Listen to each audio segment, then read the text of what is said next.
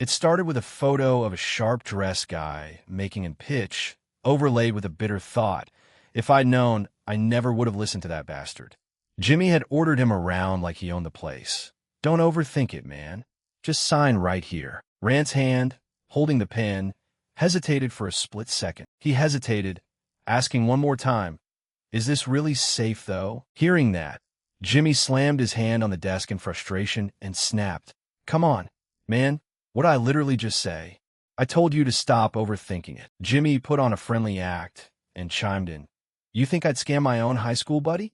I explained everything already. Your capital is totally safe, and you even get compound interest, my guy." He kept stringing Rand along.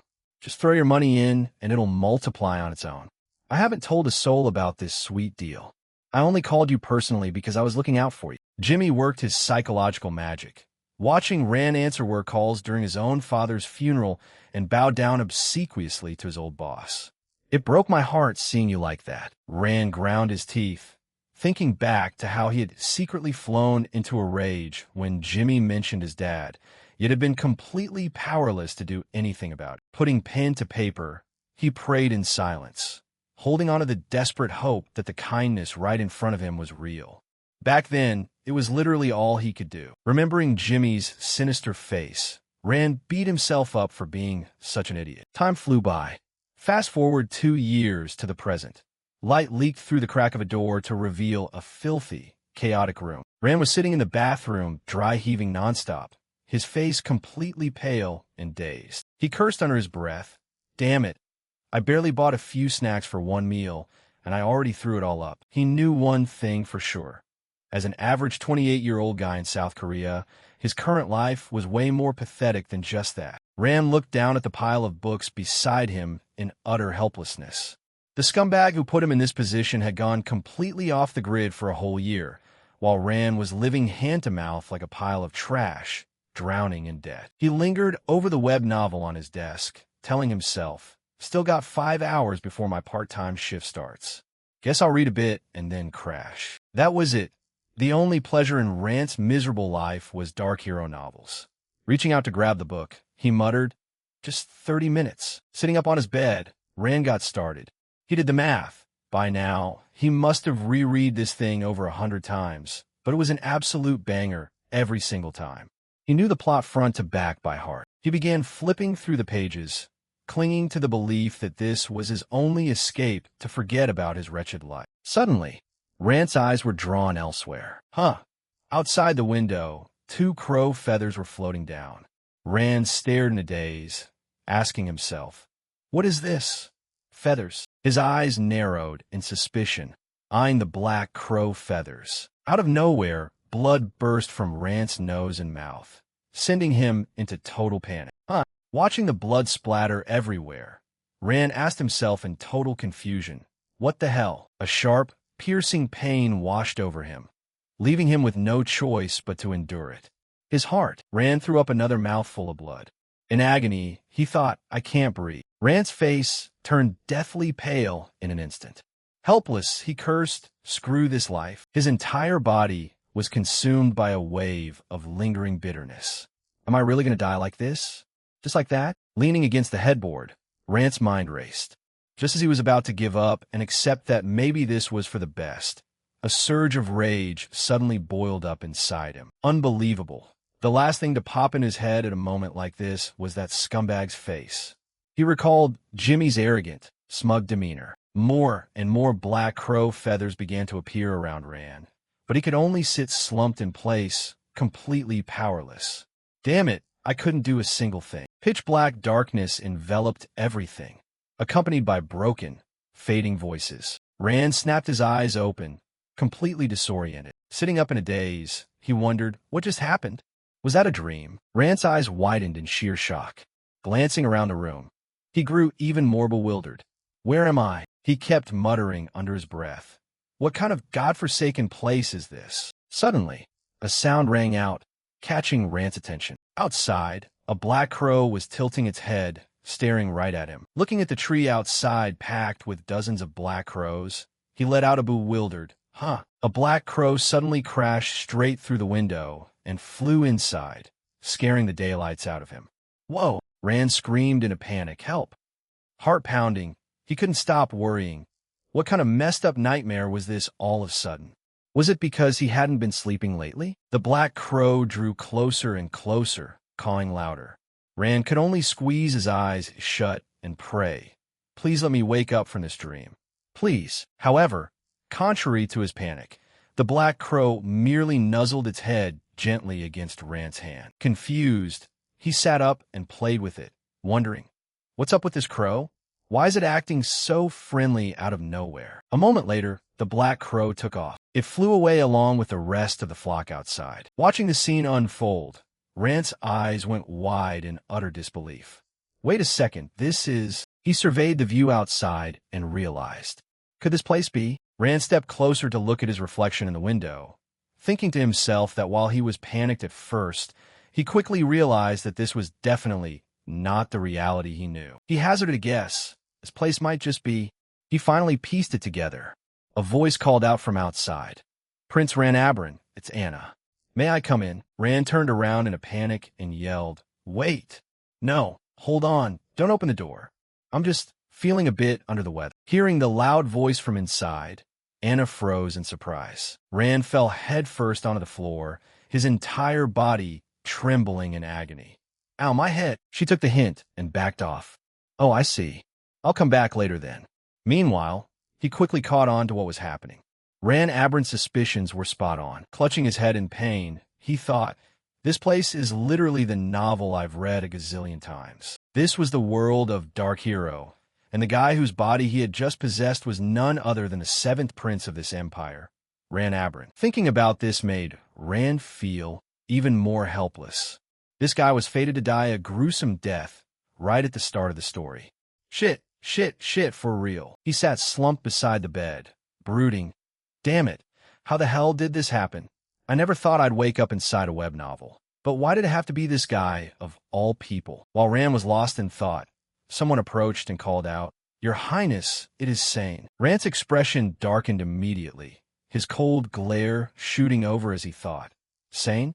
The seventh prince's attendant? The man pushed the door open, stepped inside, and spoke up. "I heard your Highness skipped dinner again.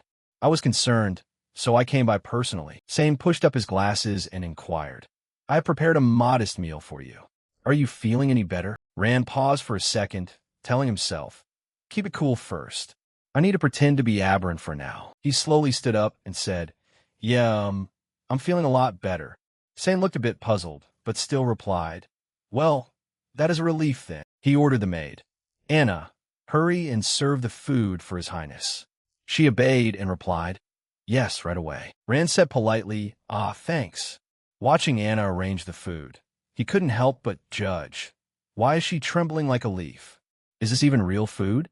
It literally looks like dog food. Getting a bit impatient, Rand reached out and said, "Just hand it to me. I can pour the tea myself." However, that caught Anna off guard, causing her to spill the entire teapot. She instantly froze on the spot, completely paralyzed, not knowing what to do. Anna dropped to her knees in panic, right in the middle of the puddle, and cried out, "Please forgive my crime." Rand asked himself in utter confusion, what is wrong with her?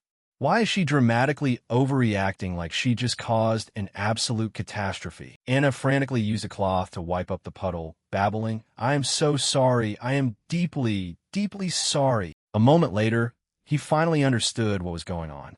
Right? It was because Rand was an absolute piece of trash. Rand recalled that in the novel, he didn't just smash things and use violence whenever something annoyed him. If he happened to be in a bad mood, he would straight up murder his servants. Anna kept wiping faster and faster, whimpering, "I deserve to die 10,000 deaths, but please spare my life." In reality, Rand was the scummiest evil villain in the early stages of Dark Hero. Right at that moment, Sane spoke up from behind, "I deeply regret disturbing you while you are dining, but to think our noble prince has fallen ill. Regardless, seeing that you are all right brings me joy." He pulled out a scroll and suggested, "I apologize for bothering you during your meal," but Sane unrolled it, placed it on the table, and spoke as if giving an order. "Please sign this budget proposal first. These are all matters of utmost importance." Hearing that, Ran immediately frowned as the man shoved the pen into his hand, cursing internally. Utmost importance, my ass. You're all a bunch of liars.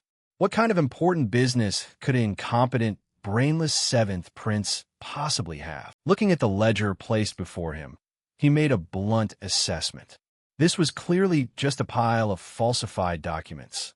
The man's real goal was to embezzle the seventh prince's budget allocation. Ran looked at Sane, acting all high and mighty in front of him, recalling that the reason a lame attendant like Sane could act so cocky was because he was related to the Empress.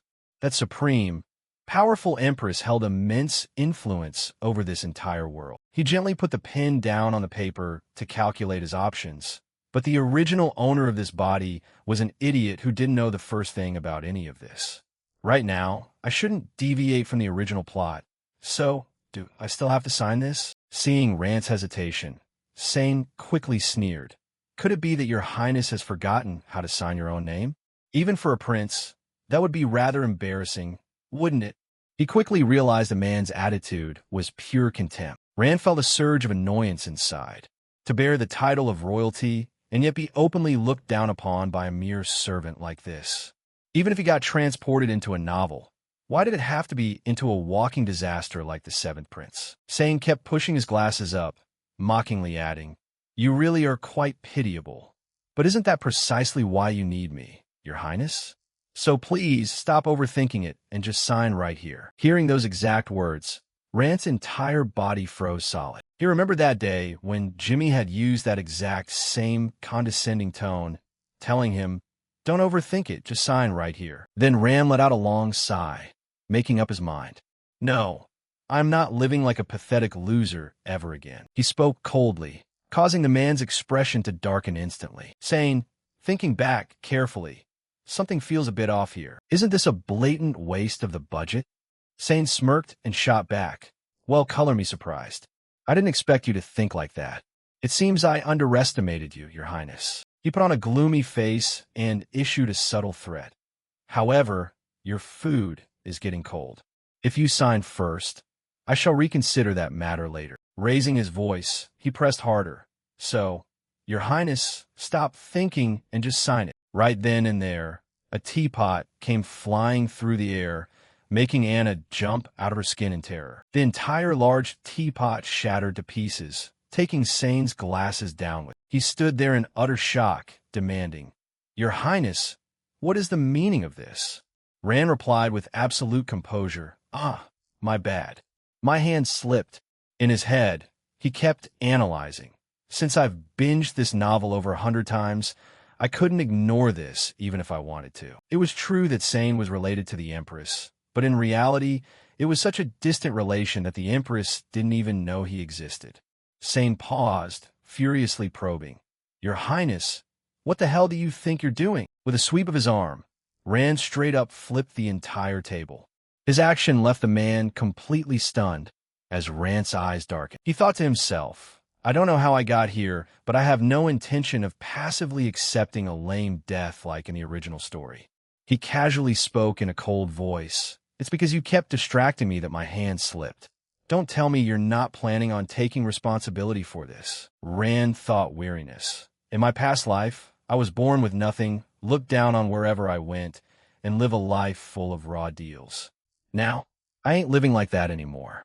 Armed with all the knowledge from the novel and the authority of the Seventh Prince, he pressed him once again, saying, "What are you just standing there for?" Rand pointed straight down and said, "Look at that. The carpet is completely ruined." Exuding a bone-chilling aura, he stepped forward and issued an order. "Clean it up. Now." At this moment, Rand had only one thought racing through his mind. "I have to survive, no matter what it takes." Sane evaluated the situation bitterly in his heart. Royalty are practically gods, and everything in this world was born to serve. He questioned in frustration. The special abilities that only royals possess, along with their gorgeous, shimmering golden hair, aren't they the very embodiment of the divine and the ultimate symbol of nobility? Their absolute dominance is simply the natural order of things. Sane's face twisted in pure venom as he cursed internally. Naturally, except for that trashy Seventh Prince. His sighs ran up with pure disgust. He's as ignorant as he is hot-tempered, and to top it off, he's cursed with that hideous, pitch-black hair. How can a creature like that even call himself royalty? Sane ground his teeth, fuming in silence. A pathetic loser who spends his whole life groveling and walking on eggshells around the other princes. How much fortune did I spend in bribes? Was it really just to end up catering to a piece of garbage like him? Even so, Sane had no choice but to bow his head and wipe up the mess, cursing under his breath. Damn it all. This is hardly the time for me to be scrubbing floors like a common servant. A moment later, he finally reported, Your Highness, I have finished cleaning. Just as he turned to leave, saying, Then I shall take my leave, he caught sight of another cup being hurled straight down. Sane flinched and bolted upright, shouting, Your Highness, what is the meaning of this? Rand snapped back without missing a beat. You wasted so much time over a single cup. Take this opportunity to get some more practice in. He issued a cold command, Wipe it up. Hurry. Faced with this, Sane could only bow his head and mutter, You seem exceptionally strange today, Your Highness. I wonder how I ought to report this matter to the Empress. Hearing that, Rand let out a deeply weary sigh. You don't even have the clearance to catch a glimpse of the Empress. Yet here you are flexing empty threats at me? Guess that wasn't enough to wake his ass up. I'd better lay it out crystal clear so he doesn't step out of line later. With that, he turned to Anna and said, Hey, you, cover your ears. She blinked in utter confusion. Huh? Me? My ears? Rand dialed up the villainous act, dropping a heavy threat. This isn't something someone of your station is permitted to hear. If you dare eavesdrop on a single word, I'll make sure you work without fingers ever again. Terrified out of her mind, Anna shrieked, Eek! Why, yes, sir. She slapped her hands over her ears as hard as she could and buried her face low. Only faint, muffled bits of Rand's voice reached Anna's ears. She couldn't make out what he was saying, but Sane's face was turning paler by the second. Beads of cold sweat poured relentlessly down the man's face. Back in reality, Anna whispered the story, her face completely drained of color as she recalled how he looked as if he had just seen a fresh corpse. She leaned in and murmured to the other maids in confusion. Come to think of it, hasn't the seventh prince been acting super weird ever since that day?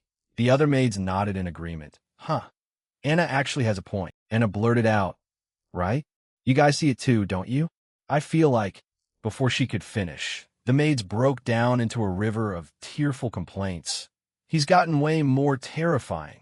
Are we even going to survive to see next year at this rate? The group kept whispering among themselves. Well, at least not bumping into him lately takes off a ton of pressure, right? Yeah. He hasn't even bothered going outside and just coops himself up in his palace all day. Then they suddenly turned to ask her, By the way, Anna, aren't you supposed to be working somewhere else? You're on cleaning duty today, aren't you? That was the exact moment it clicked for Anna, and she gasped, Oh crap. At that exact moment, in his office, watching the bright sunlight stream through the window, Rand couldn't help but marvel. The weather today is incredible. Holding his teacup, he stood by the window and ran the numbers. As long as I stick to playing the role of the seventh prince, nobody should suspect a thing. The servants seemed terrified enough to stay out of my hair now, too. He recalled how Sane had slunk away with his head hanging low that day. Ever since, Sane hadn't dared to step out of line again. In fact, he didn't even dare cross his path anymore. Works out great for me. I don't really feel like smashing any more teapots over anyone's head anyway. Rand casually enjoyed the hot tea in his hands, lost in thought. The reason I can take my sweet time like this is because I still have plenty of breathing room. There's still a full year left before the main plot kicks off, and 3 whole years before my scheduled death. That novel I've binged over 100 times. Serves me right. I can still remember vividly the day I stumbled upon that battered old book in a dark corner of the local library. Thinking back, I really was head over heels obsessed with that story. He calmly calculated. It's way too early for the male lead to make his entrance and start the story. So for now, I'll just chill and enjoy this aristocratic free time to the fullest. Rand looked out the window once more, thinking to himself, regardless, the weather really is gorgeous. If only I had wings to look down at this view from high up in the sky. Out of nowhere, right at that second, A surge like electricity shot through his entire body. The teacup in Rand's hand slipped and shattered into pieces on the floor. Doubling over in intense discomfort, Rand wondered in alarm. What the hell is this? Why is my body suddenly burning up like crazy? He ground his teeth, fighting with everything he had to endure it. This feeling is a bit different from last time. It feels like my whole body is straight up catching fire. Just then, Anna's voice echoed from outside. Your Highness, are you inside? It's Anna. May I come into the study to clean up? Rand's eyes instantly darted toward the door in desperate panic. Help. Somebody please help me. Outside. Anna let out a sigh of relief as she pushed the door open. Phew. Thank goodness. Looks like His Highness isn't in this room. But as she stepped inside, she froze in complete confusion at the sight of the shattered teacup on the floor, screeching, What in the world? Wait, what just happened in here? As Anna cleaned up, she muttered in heartbreak. Goodness gracious, what a tragic waste. If I sold this set, it would feed my entire family for a month. Suddenly, a strange noise rang out, catching her attention. Catching sight of a black crow staring right at her, Anna let out a bewildered shriek. Is that a crow? She scrambled to her feet, jumping backward to put some distance between them. But then Anna frantically stepped forward and scooped Rand into her arms, cooing, Little crow, how did you even get all the way in here? There's a super scary person living here. You know that? Inside, his mind was in utter chaos, completely unable to accept the reality. Did I just turn from a seventh prince into a freaking crow? But why the hell did this happen? She opened the window and whispered, I'd love to keep you, but if His Highness catches us like this, we're both totally dead. Rand thought in absolute helplessness. Wait a minute, I am that His Highness guy. Right after that, Anna reached out, intending to let him fly away. You know how to fly, right? Hurry up and fly far away. Rand was scared out of his mind, screaming internally. No, don't let go. That's an official order. Please. If she let go, unaware of his internal panic, she went ahead and dropped him into midair. Rand shrieked in absolute terror inside his head. And oh, glancing at the lush green trees far below, he felt utterly doomed. I'm dead. I'm so dead. If I hit the ground, I'm going to turn into complete mush. Panicking, he tried to figure out how to survive this drop. Just use the wings, right? That's how it works, right? His eyes burned with desperate determination as he swore to himself. Fly up. I am not dying in a godforsaken hole like this. Just like that, Rand's wings spread wide open, and he gasped in shock. What the? Flapping his wings in midair, Rand was caught in total, disorienting disbelief. I'm actually flying. I'm literally flying right now. Wait, if I can do this, does that mean I can shape-shift back into a human? Time passed quickly, and night gradually blanketed the sky. Rand stood by the window, panting heavily, as he thought, Thank God I can still turn back into a normal human. I even tested it a few more times just to be totally sure. His face turned pale with utter bewilderment. An ability to turn into a crow at will? Unbelievable. All I have to do is think about it, and I transform instantly. Rand felt deeply confused inside. But why on earth can I transform into a crow? Is this a curse from that crow that clung to me on the first day? An ability like this was never mentioned anywhere in the novel. He calculated his situation carefully. Even if I don't know why I ended up with this power, one thing is crystal clear. I absolutely cannot let a single soul find out about this. Rand felt his mind racing, thinking to himself, turning into a crow is an ability that was never once brought up in the novel. It might totally throw off the progression of the original plot. This power definitely has some connection to Manus. While Rand was still drowning in his thoughts, an urgent voice called out from outside. Your Highness, the sacrificial ceremony is about to begin. You need to get ready to set off. Turning around, he muttered under his breath. The day has finally come. Rand recalled the plot details. Once a month, the Emperor along with the direct princes and princesses gather for this sacred ceremony, the sacrificial rite for Manus. In reality, it's nothing more than a test of succession capabilities. Naturally, the seventh prince doesn't even stand a snowball's chance of making the candidate list. Feeling a bit sour, he thought to himself, witnessing this with my own eyes feels completely different from just reading about it in a book. The seventh prince was relegated to sitting all the way at the very end of the table. Ran surveyed his surroundings, taking everything in. Must be thanks to their golden hair. Every single one of them looks like they're practically glowing with blinding light.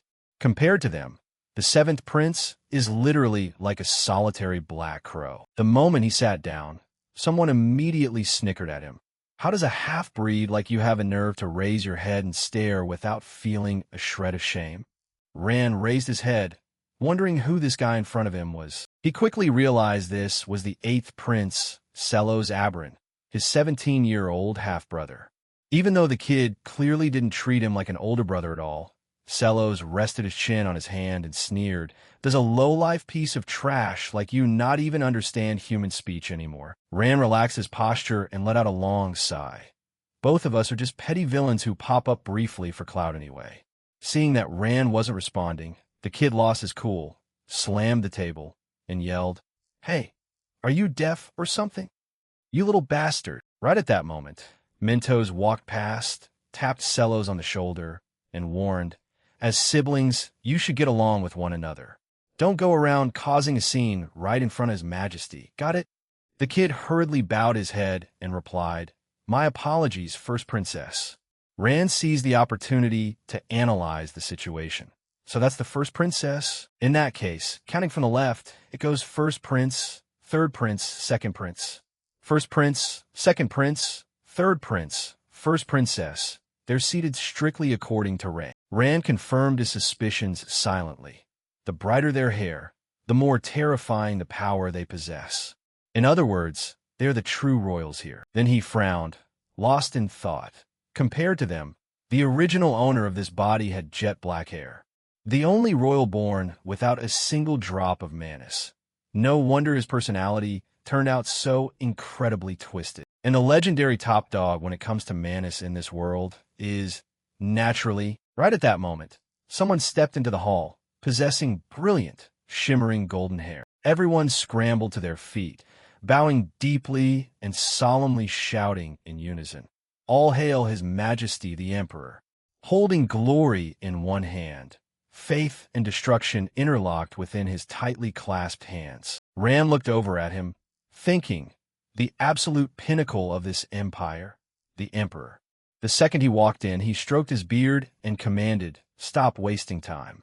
Begin immediately." Watching the Emperor's every move, Rand reminded himself, that blue stone tablet is an ancient artifact left behind by the first Emperor, Prasa. When you channel Manus energy into it, the stone tablet measures the user's total amount of Manus. Waves of energy continuously radiated into the surroundings.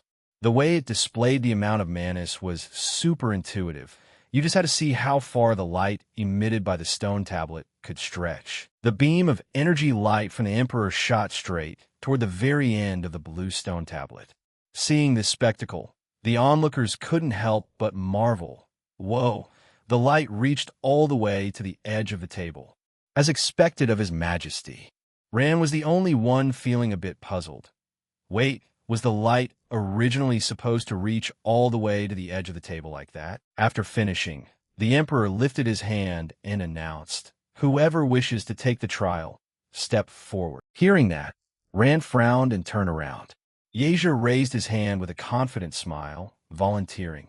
"Your Majesty, I humbly request to try." Rand observed everything even more closely. There's no mandatory rule. But by tradition, usually only the first prince participates in this ceremony. Because once Manus rankings are measured, they rarely ever flip. Rand deducted that the amount of Manus was directly tied to the sheer scale of each person's overall power. The first prince periodically performed in front of the entire royal family to prove who held top spot in the current food chain, and to reassert who was truly next in line for the throne. Yeja stepped forward, his face brimming with absolute confidence. But in the very next instant, his face went completely dark. Scared out of his mind, he bolted up and yelled, "Brother!" Fresh blood spurted uncontrollably from Yeja's nose. Panicked shouting erupted all across the room. "Hey, is anyone there?" They yelled in a frenzy. "Hurry! Get doctor here, fast!" Rand's eyes widened in sheer shock. Amidst all the chaos, He was the only single person who truly understood what was actually happening. He looked at Sane, thinking, the first prince is about to kick the bucket. He's going to be coughing up blood from his mouth and nose all over the place. Rand declared to himself, the main plot has officially begun. Manus was a special type of power, unique to this world. Normally, it only manifested in those of royal lineage who carried their bloodline, but everyone's specific ability differed. For instance, the first prince utilized water Manus, whereas the second prince utilized fire Manus. The first prince's Manus measurement results today were actually predetermined from start. The amount of light he radiated was probably only enough to cover a little over half the table. By right, that event shouldn't be happening for another 6 months. While Rand was dead sure of this timeline, the crowd was already crying out in panic. Brother, is anyone there? Somebody call a doctor, quick. Standing right in the middle of the chaotic crowd, Rand was completely thrown off. According to the original story, the first prince wasn't supposed to start coughing up blood for another half a year, and the male lead's entrance comes way after that. Then he started piecing everything together. Wait a second. Why was the 7th prince even able to transform into a crow in the first place? The previous owner of this body was someone who couldn't use a single shred of Manus at all. Rand's eyes widened in complete disbelief. An ability that never existed in the story suddenly showed up right after I possessed this body. Could this really just be a coincidence? After returning to his room, Rasia flew into a rage, cursing, "Damn it. Shit, seriously." He spun around and smashed the mirror in front of him to pieces, muttering, everything was clearly fine this morning, and yesterday was no different from any other day. Rasia's hands began channeling Manus. He let out a frustrated growl, yet his entire body couldn't stop trembling violently. He clutched his face, growling in pure rage, his mind spiraling out of control. Every time I try to channel Manus, my whole body burns like it's on fire. Don't tell me I'll never be able to use Manus again. Trembling, he stood up and tried to reassure himself. That's impossible. I am the first prince of the Aberrant Empire, the future emperor of this realm. Rasia grabbed the smoking pipe on the table, thinking, I am completely different from those bugs out there. That's definitely the case. Having calmed himself down, he took a drag and told himself, it's probably nothing serious. Just a little rest, and my Manus will. Before Rasia could finish his thought, a voice called out from the shadows. If you want to keep your life, you'd better stay away from a certain medicine first. Furious, he hurled the pipe straight ahead, shouting, Who's there? Watching the pipe shatter beside him, Rand evaluated him silently.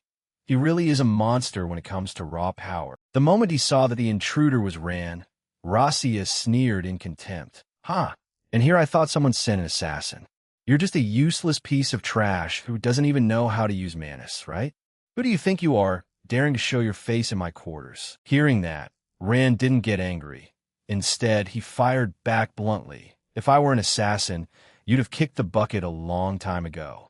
You didn't even realize I was here until I spoke up, did you? A nobody like me managed to sneak all the way into the bedroom of the future emperor, the second most heavily guarded place in this entire empire, without leaving a single trace. Rasia turned to confront him. How did you get into my room? What kind of trickery did you use? Rand casually replied, I just climbed the wall from outside and walked in, obviously. He yelled in annoyance. You think I'm actually going to buy that line? Rand couldn't care less and said, Well, it doesn't matter if you believe me or not. That's not what's important right now. He asked him point blank, How is your body feeling? Naturally, your royal physicians will claim nothing's wrong with you. But you know your own condition better than anyone else, don't you? Struck right where it hurt, Rasia let out a sudden laugh, and his laughter grew louder and louder. Rasia spoke with a touch of mockery. Right? I get it now.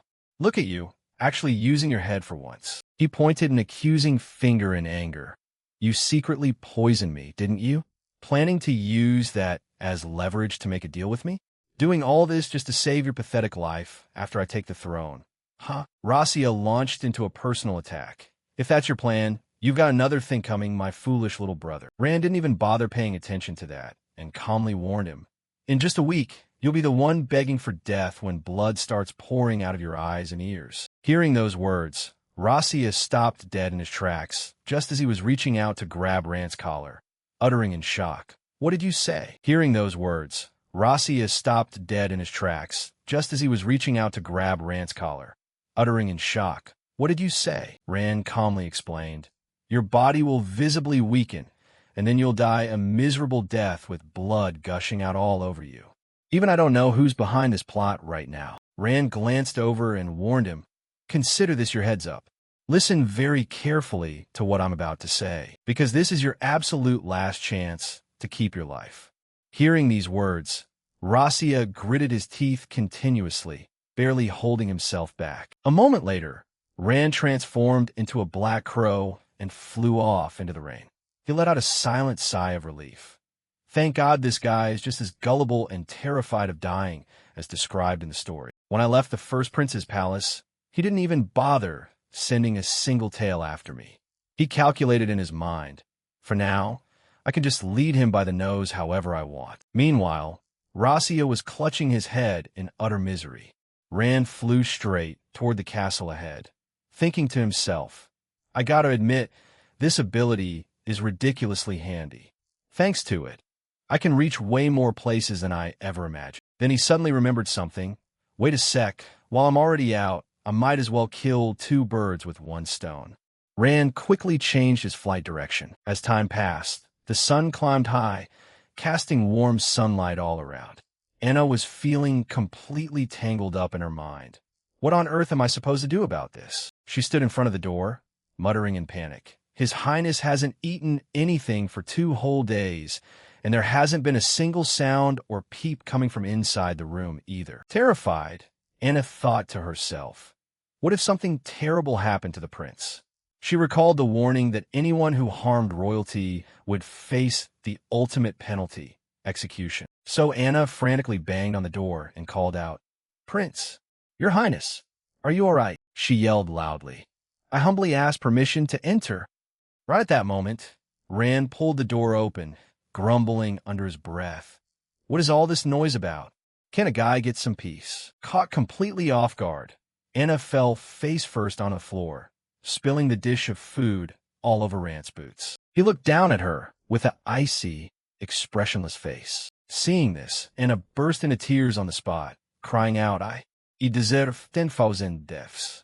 I was just worried that your Highness might be feeling unwell. She continued to explain through her tears. That's why Before she could finish, Rand cut in coldly.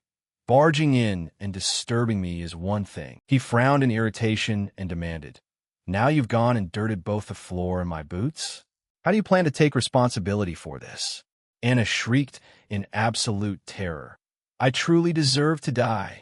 I don't care about my own worthless life, but please, I beg you, spare my family. Hearing that, Rand issued an order, forget it.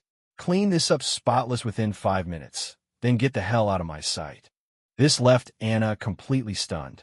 Why yes, at once, Your Highness. She then heard him add a stern warning. And from now on, unless I personally call for you, none of you are permitted to come anywhere near my private quarters. Rand let out a weary sigh. Talking about throwing away her life over every little thing gives me the creeps. Now that I've set clear rules, I probably won't be bothered by these annoying hassles anymore. Just like that, the sky cleared up and time flew by like the wind. In the blink of an eye, a whole month had passed since the first prince coughed up blood at the sacrificial ceremony. Meanwhile, a rumor had been quietly spreading throughout the palace. The first prince, the future emperor, had lost his powers. Aside from bringing sorrow to the other princes and princesses, that rumor was like a signal that a once-in-a-lifetime opportunity had finally arrived. Rand slowly recalled from a novel that in order to squash these rumors, Rasia had begged the emperor to move up the schedule for the hunting competition. Even though the timeline was slightly off, since this was originally supposed to happen half a year later, he casually rode his horse and calculated. Luckily, things are generally sticking pretty close to the original plot. The real question was whether this was only happening inside the capital, or if it was affecting the main character on the outside as well. The group rode their horses inward. He said to himself, Today is the day of the royal hunting competition. If I'm lucky, I'll run into that guy at the event today and give him that thing. After that, I'll lay low and quietly wait for the right moment. Right then, a mocking voice echoed nearby. "Hey, look at that insect over there." He rode past and sneered. "That pitch-black horse sure matches that dreary face of yours, doesn't it?" Rand didn't pay him much mind and kept thinking. One thing that worries me a bit is that since this is a year before the main story starts, this guy seems way more impulsive and hot-headed than he was in the book. He told himself, screw him, no point getting worked up over it. I've got way more important things to do today. As time ticked away without a word, the guy got even more infuriated and barked loudly. "Hey, you brat, are you seriously ignoring me?" Rand patted his horse, thinking to himself, he brought out a black horse just to mock me? But strictly speaking from personal taste, I actually prefer black horses way more than golden ones. Seems like the seventh prince at least has a knack for getting along with animals. He looked up ahead and said, "We've finally arrived." Taking in the sight before him, Rand couldn't help but exclaim, "So this is the entrance to the royal forest. That's the Tower of Genesis. This year's opening ceremony is also being held right at this spot. That's the Tower of Genesis. This year's opening ceremony is also being held right at this spot." He assessed the situation silently. To put it bluntly, this feels more like a political performance for factional flexing than an actual skill competition. At this moment, the Emperor arrived as well. He glanced over at Rasia and ordered, "First Prince, go prepare for the upcoming opening ceremony." He hurriedly complied. "Yes, Your Majesty." Stepping up from behind, Dido inquired, "Seeing that my elder brother is in good health brings me great joy. Have you decided what you'll wish for?" Rasia frowned, dismounted from his horse, and countered, "What wish are you talking about, Dido?" He immediately replied, "Why, the wish that His Majesty will grant to the winner of the hunt, of course. After all, isn't the winner today guaranteed to be you, brother?" Hearing the flattery, Rasia let out a cold snort. Humph. Naturally. Originally, this ceremony served as a stage to flex the future emperor's Manus power, a display of royal dominance right in front of the nobility. The commoners below whispered continuously among themselves, "Oh, it's such an honor to witness the first prince's Manus power with our own eyes today." Though, I did hear hushed rumors recently about some rather unfortunate incident. "Sure, are you crazy? What if someone hears you?" Rasia stepped forward, gritting his teeth, thinking, I never thought the day would come when I'd actually have to follow the advice of that insect. "You'd better not be lying to me." He recalled Rand's confident face from that day. Rasia bit his lip tightly and channeled his Manus, swearing, "If you dare trick me, I will chop you into pieces in the most painful way imaginable." Down below, Rand smiled as he evaluated the scene. Look at him standing there so stiff. "Don't be so worked up, Rasia." He felt a bit of mischievous excitement. "As long as you follow my instructions, there's going to be a great show to watch in a moment." Pitch-black clouds gathered across the sky. Rasia focused with all his might to channel his Manus, an intense aura enveloping his entire body. Powerful surges of Manus raged all around, swirling like a massive vortex ready to swallow everything in its path. Suddenly, a large rock struck someone in the crowd. The surrounding commoners cried out in panic, "Watch out! Don't get sucked into the vortex." They shouted warnings to one another as everyone scrambled back. Rand was the only one standing there with a straight face. Rasia gritted his teeth and announced, "I'm the first prince, Rasia." Each word strained as it echoed forth. Raising both hands to the heavens, he roared, "The one destined to become the emperor." All the surrounding streams of Manus rapidly gathered into massive dragons, soaring straight into the high sky. Under that overwhelming power, the dark clouds slowly parted, leaving behind a clear sky as raindrops began to fall. Aoni spoke nervously, "So this is the magical power of the royal family." The surrounding commoners began cheering enthusiastically. "Long live the first prince." Flashback to that day. Rand had pulled out a stone and ordered Rasia, "Take this and channel your Manus into it." He immediately protested, "A stone? Are you pulling my leg?" Rand explained indifferently, "It can absorb contaminated Manus. If you don't want to fix yourself up, feel free to drop dead, because I have zero interest in saving someone who doesn't value their own life." Hearing those words, Rasia shook with rage. Back in the present, Rand happily climbed onto his horse. Well, that bought us a little time. This item wasn't supposed to appear until the next season in the original story, but using it a bit early shouldn't be a big deal. Right at that moment, someone ran up trembling. My prince. I humbly pay my respects." The man looked ready to collapse, gasping for breath as he reported, "As you instructed, I've brought the bag you left behind." Yet Rand merely replied with cold indifference, "Ah, so you finally made it?" He shot him an icy glare and scolded, "You really can't get a single job done right, can you? Did you bring the bag completely intact?" Sane was terrified, lowering his head as he cursed internally. "Damn it, how on earth did I survive riding here on that crazy black horse?" That horse was notoriously fierce and had already injured plenty of people, which was precisely why he had intentionally brought it for the seventh prince. Just then, horn blasts echoed from all directions. The emperor waved his hand, signaling the start. Then from this moment forth, the royal hunt officially begins. The crowd instantly broke into excitement and took off. Should I try to win this match to ask the emperor for a wish? In your dreams, the royal family will definitely have it rigged in their favor again. Sitting atop his horse, Rand gently shook his head, marveling, everyone is rushing off so hastily. Either way, this competition meant nothing to him right now. Staying low profile to avoid attracting attention was the smart move. That way, it would be much easier to track down Agoni Fidus, the former Grand Commander of the Royal Knights.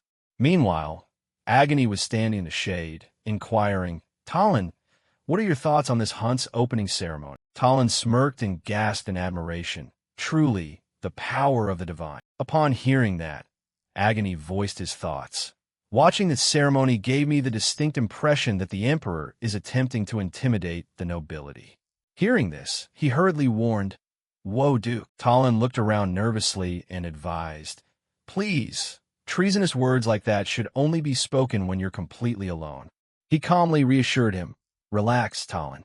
There's no one around here who could possibly eavesdrop on us." Agony's eyes darkened as he muttered, "There's a reason I've survived to this age.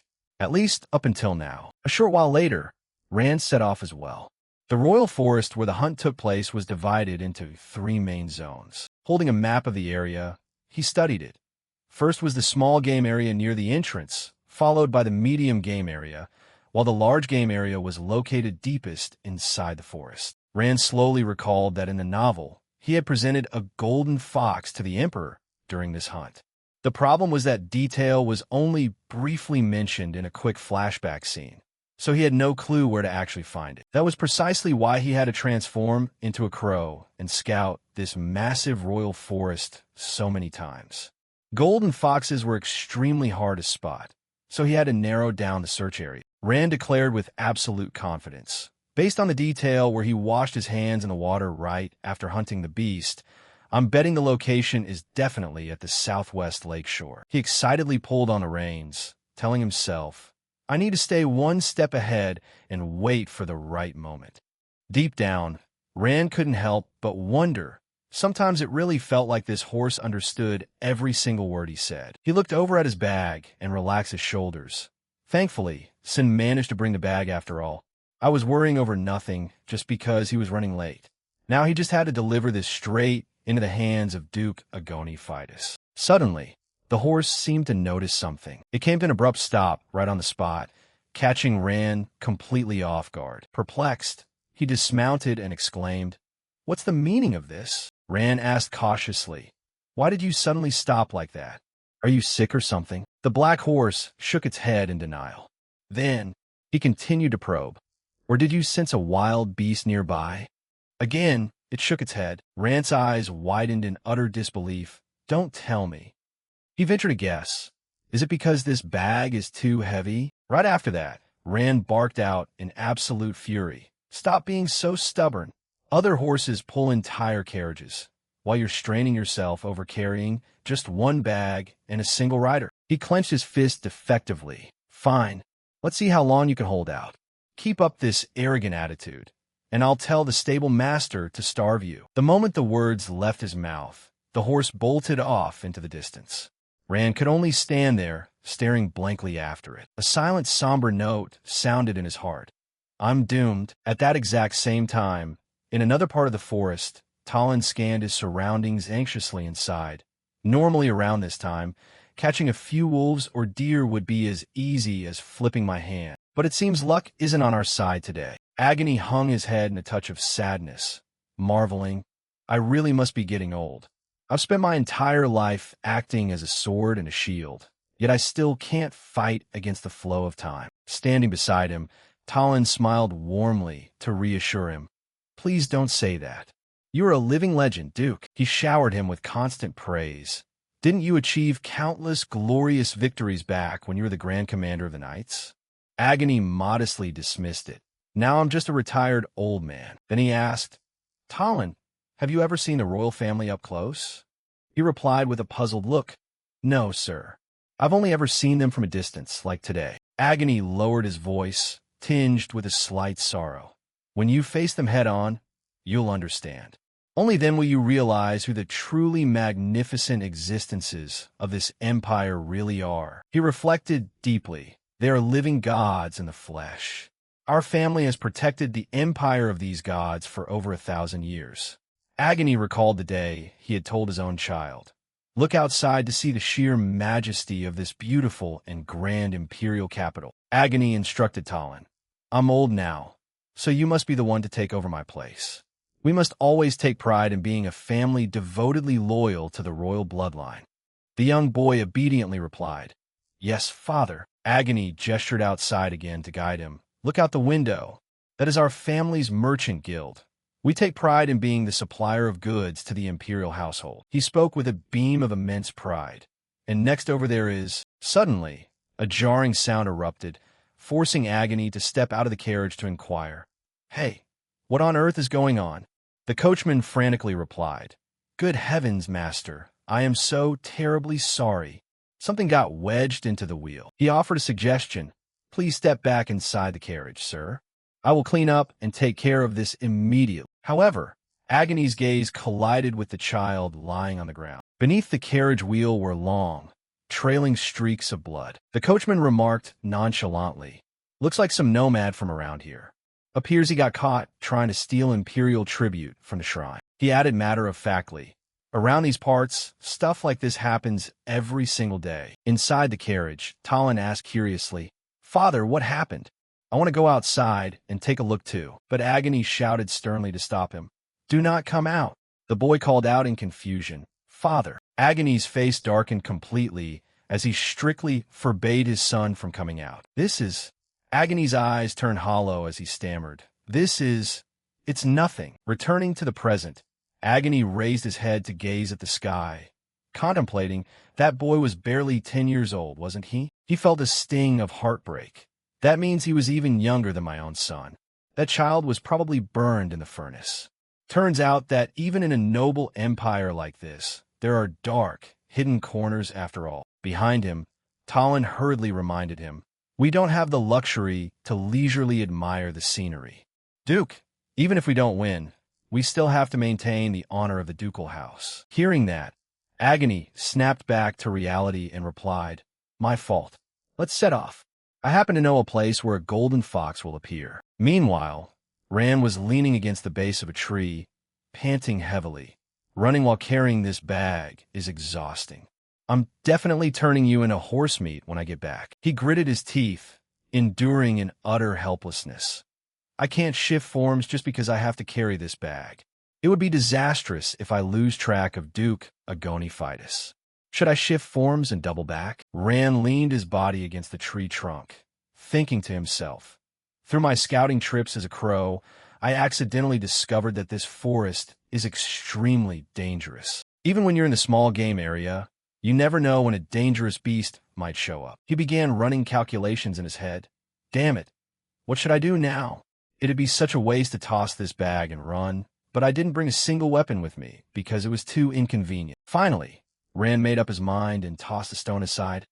Screw it. If real danger comes, I'll just bolt. On the opposite side, Talon was parting the bushes, reporting, I definitely saw it. A black horse is charging towards us from a distance. The instant the words left his mouth, the stone flew straight into his face. Rand wondered in sheer panic. That hair, could it be? Hearing the loud noise, Agony rushed over anxiously to check on him. Talon, what was that noise?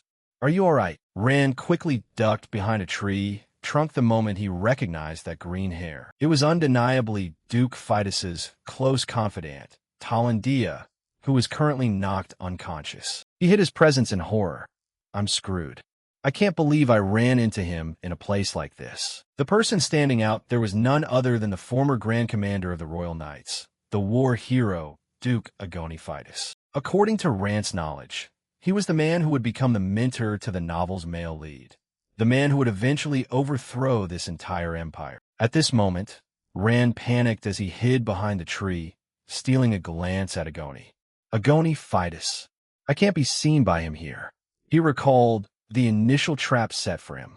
The original plan wasn't supposed to go like this at all. Originally, I was supposed to ambush the Golden Fox's lair first, and when Fidus arrived, I would frame him for attempting to steal prey reserved for the royal family. Originally, I was supposed to ambush the Golden Fox's lair first, and when Fidus arrived, I would frame him for attempting to steal prey reserved for the royal family. But right now, he gritted his teeth in intense anxiety.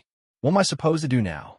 Everything has gotten completely tangled up. On the other hand, the Duke was staring down at the stone on the ground. This stone is quite heavy. Someone definitely threw this on purpose. Filled with suspicion, Agony scrutinized the distance. He couldn't be certain whether their target was merely Talon. Is an assassin targeting me? Suddenly, Talon woke up in pain, calling out weakly, "Duke!" He immediately turned his attention back to Talon. Yet Agony didn't lower his guard, warning him, "Talon, are you clear-headed now?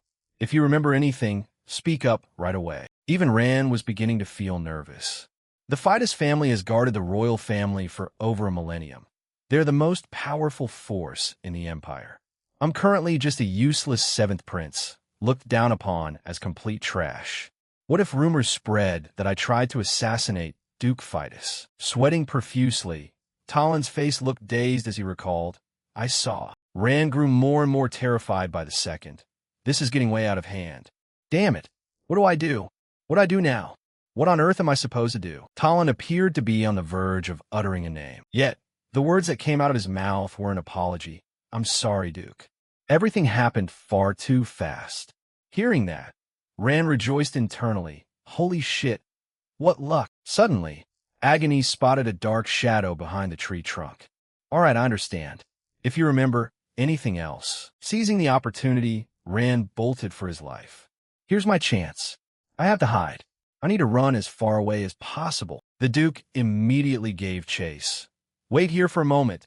I'll bring the attacker back. Within moments, Rand had sprinted deep into the forest. However, he was already showing signs of total exhaustion. My stamina is completely drained. Running while hauling this damn heavy bag of rocks is going to be the death of me. Rand kept checking behind him as he ran. Surely this is far enough, right? Shaking off an old man like him should be a piece of cake. Yet, Agony was still hot on his heels. Is this crazy old man really supposed to be retired? As he pursued, he barked out loudly. State your identity. Are you with the rebels or the heresy? I don't care who you are, but you won't escape from Agoni Fidus. Rand panicked even further as the distance between them kept closing. Oh no, he's about to catch up to me. He racked his brain for options while running. Should I just ditch this damn bag and turn into a crow? Man, if only that crazy black horse were here right now. Rand began preparing to sprint. His footsteps grew faster and faster. All of a sudden, he accelerated to full speed. Gotta sprint. Agony behind him was taken aback. I thought I was right on his tail, so why did he suddenly burst with speed like that? His form seems to be changing too. Irritated, he swung his sword forward. Could my eyes be playing tricks on me?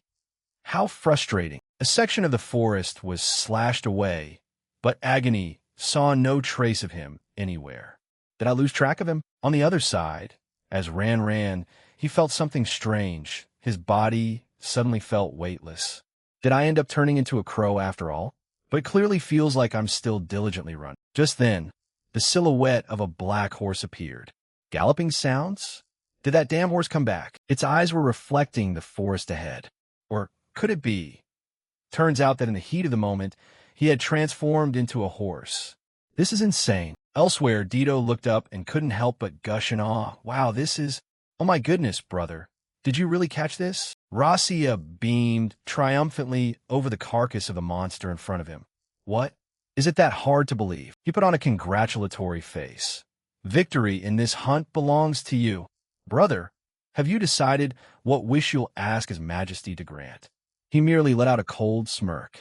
A wish? Suddenly, a sinister look surfaced on Rasia's face. I have my own plans. Meanwhile, Ran was resting against a massive tree trunk, letting out a heavy sigh. He held his head in deep anxiety. I am totally screwed. Only now did Ran realize that he had dropped the bag filled with stones.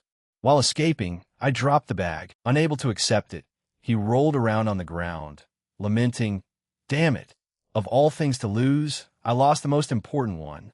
There's got to be a limit to how far things can stray off course. But his face was now filled with immense regret. Nevertheless, Ran let out a sigh and quickly pulled himself together. Standing here, nursing a headache, isn't going to fix anything. I should backtrack and check the path. Talon, who was sitting down to rest, was slightly surprised. Oh, Duke, you've returned? Agony immediately asked about his injury. Is your head feeling any better? Talon chuckled to reassure him. I'm fine, though I'm still feeling a bit dizzy. He then brought up the chase. More importantly, how did it go? He let out a long sigh and confessed. Regrettably, I lost track of him. I don't know if he was just too fast, or if I really have grown old. Suddenly, Agony noticed the bag full of stones. By the way, what's that? Talon answered honestly. This bag? I picked it up on my way back. It was abandoned in the bushes. He quickly leaned down to inspect it. It looks quite luxurious, too. But why is it filled with nothing but stones? Ran, currently hiding behind a tree trunk eavesdropping on them, heard him say, How should I know? Probably some idle fool playing a prank. Suddenly, Ran popped out and yelled at the top of his lungs, scaring them half to death. Ah, that bag. Both of them stared at Ran in utter bewilderment and gasped. Seventh Prince. They immediately dropped to their knees to pay respect. We pay homage to the Seventh Prince. We pay homage to the Seventh Prince. Agoni was the first to speak up. Does this bag belong to your highness? He owned up to it directly, without hesitation. Yeah, I was just wondering where it went off to. Rand suddenly adopted an overbearing attitude and interrogated them. Why on earth is my stuff in your hands? Then, did you two steal it? Surprised, the Duke immediately denied it. Steal? How could there be such an absurdity? I merely picked it up by chance while passing through the bushes. He deliberately maintained a skeptical attitude. Anyone in that position would make up that kind of excuse. After all, nobody wants to get their hands chopped off, right? Agoni quickly swore an oath. I swear upon my worthless life and the honor of my entire family. Rand then faked concern for Talon. Why is your close aide bleeding like that? He also turned to look at the boy and explained, about earlier? A sudden accident occurred just a moment ago. Only then did Talon dare to raise his head. In a split second, the image of Rand throwing a stone at him flashed in his mind. Talon was about to ask to clarify. Seventh Prince? Could it be that? However, Rand swiftly stepped forward and grabbed him by the head. His face was filled with a cold, menacing threat. A subordinate dares to impudently interrupt a conversation among royalty? What a poorly brought-up brat. Rand continued his intimidation, ignoring Talon, who was trembling in fear. If his head isn't clear, would you mind lending me your sword? So I can personally discipline him myself. Pale as a ghost, he stammered. Prince, Agoni, standing nearby, respectfully begged for mercy. My aide has committed a severe error. If your highness shows mercy, I will personally punish him strictly. Rand put on a show of agreeing. Oh, Duke Fidus, your loyalty is truly admirable. He abruptly brought up an old affair, truly a shining example. A royal hunting dog who doesn't even bat an eye when his own guard is on the brink of death. Rand even brought up his son out of nowhere. Your son will undoubtedly grow up to be just as loyal a dog. He picked up the bag and began putting his plan into motion. Meeting like this must be fate. Today, I'll trust you enough to leave this bag in your care. Exuding a sinister vibe, Rand handed the bag to Agoni. It contained something extremely important. Even if you die, you must never let it leave your person. He even added a mocking line. Do you understand? Full of dissatisfaction, the Duke had no choice but to accept. I respectfully obey your Highness's noble order. With his plan executed, Rand breathed a sigh of relief and walked away. I'll be taking my leave first. Have a pleasant hunt. Phew, forget all that stuff. My body feels so much lighter. Even so, he still cast a slightly worried glance back. Even I think that acting performance back there was utter garbage.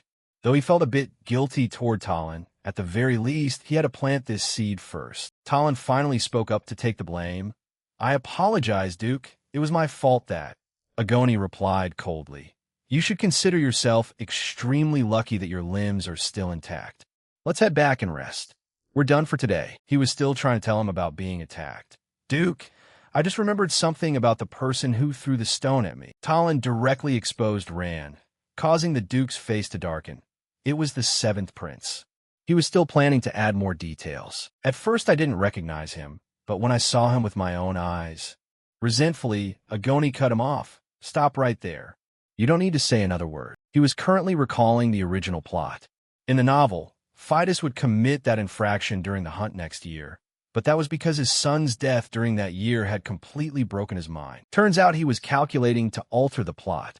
So to make that incident happen during this hunt, I need to create a strong enough trigger. Turns out he was calculating to alter the plot. So to make that incident happen during this hunt, I need to create a strong enough trigger. A look of sheer contempt surfaced on his face. Those nomads are living like parasitic bedbugs in the imperial capital. I will sweep every last one of them clean. The intention in Rand's eyes became clear. Duke Fidus, your future has already been decided. On the other hand, he also turned his face toward the sun, where the Duke's silhouette stood. In the future, you will rebel against the imperial family, because that is your destiny. At that moment, someone landed in the forest as twilight fell. That person tiptoed continuously through the bushes. It turned out to be Rand, staying vigilant of his surroundings. I circled in the sky to check a dozen times before landing. There definitely aren't any witnesses, right? He suddenly felt a slight regret over his actions earlier. I can't believe I pulled those cruel stunts on Agoni, Fidus, and Talon. All of a sudden, I feel like some cheap villain. Oh wait, I am a villain, aren't I? While Rand was deep in thought, a figure suddenly appeared. Next, right as the hunt concluded, that person smiled, feigning surprise. Oh my, is that you, Rand? It's rare to see you casually strolling through the forest alone like this. This was First Princess Mentil Aberrant. Rand also cast a wary glance over. First Princess. I didn't expect to run into her in the middle of nowhere like this. He quickly bowed. I pay my respects to Her Highness, the First Princess. She put on an act of warmth. Drop those stiff, formal formalities. After all, we're royal flesh and blood, siblings. Mentil put on a display of concern. By the way, where's the horse you rode here? Why are you walking back all by yourself? Oh, well, Rand made up an excuse on the spot. I just wanted to take a walk and get some fresh air, so I left my horse back at the campsite. Suddenly, Mentil's voice went cold. Glaring at him frostily, she questioned, I don't get it. Why do you have to lie to your own flesh and blood sister? He continued to play dumb. What do you mean, sister? Mentil immediately recounted. When I took a walk through the western forest around noon, I saw a riderless black horse. Seeing its unusual coat, I asked the servants. They told me it was your horse. Her demeanor grew even more detached and bloodthirsty as she recalled. I personally gave the order to kill that black horse. Beasts that dare disobey royal orders have nowhere to go but death. Hearing this, Rand immediately knelt down to apologize. I apologize, sister. I was embarrassed about losing my horse, so I misspoke. Mentil put on a magnanimous front once more.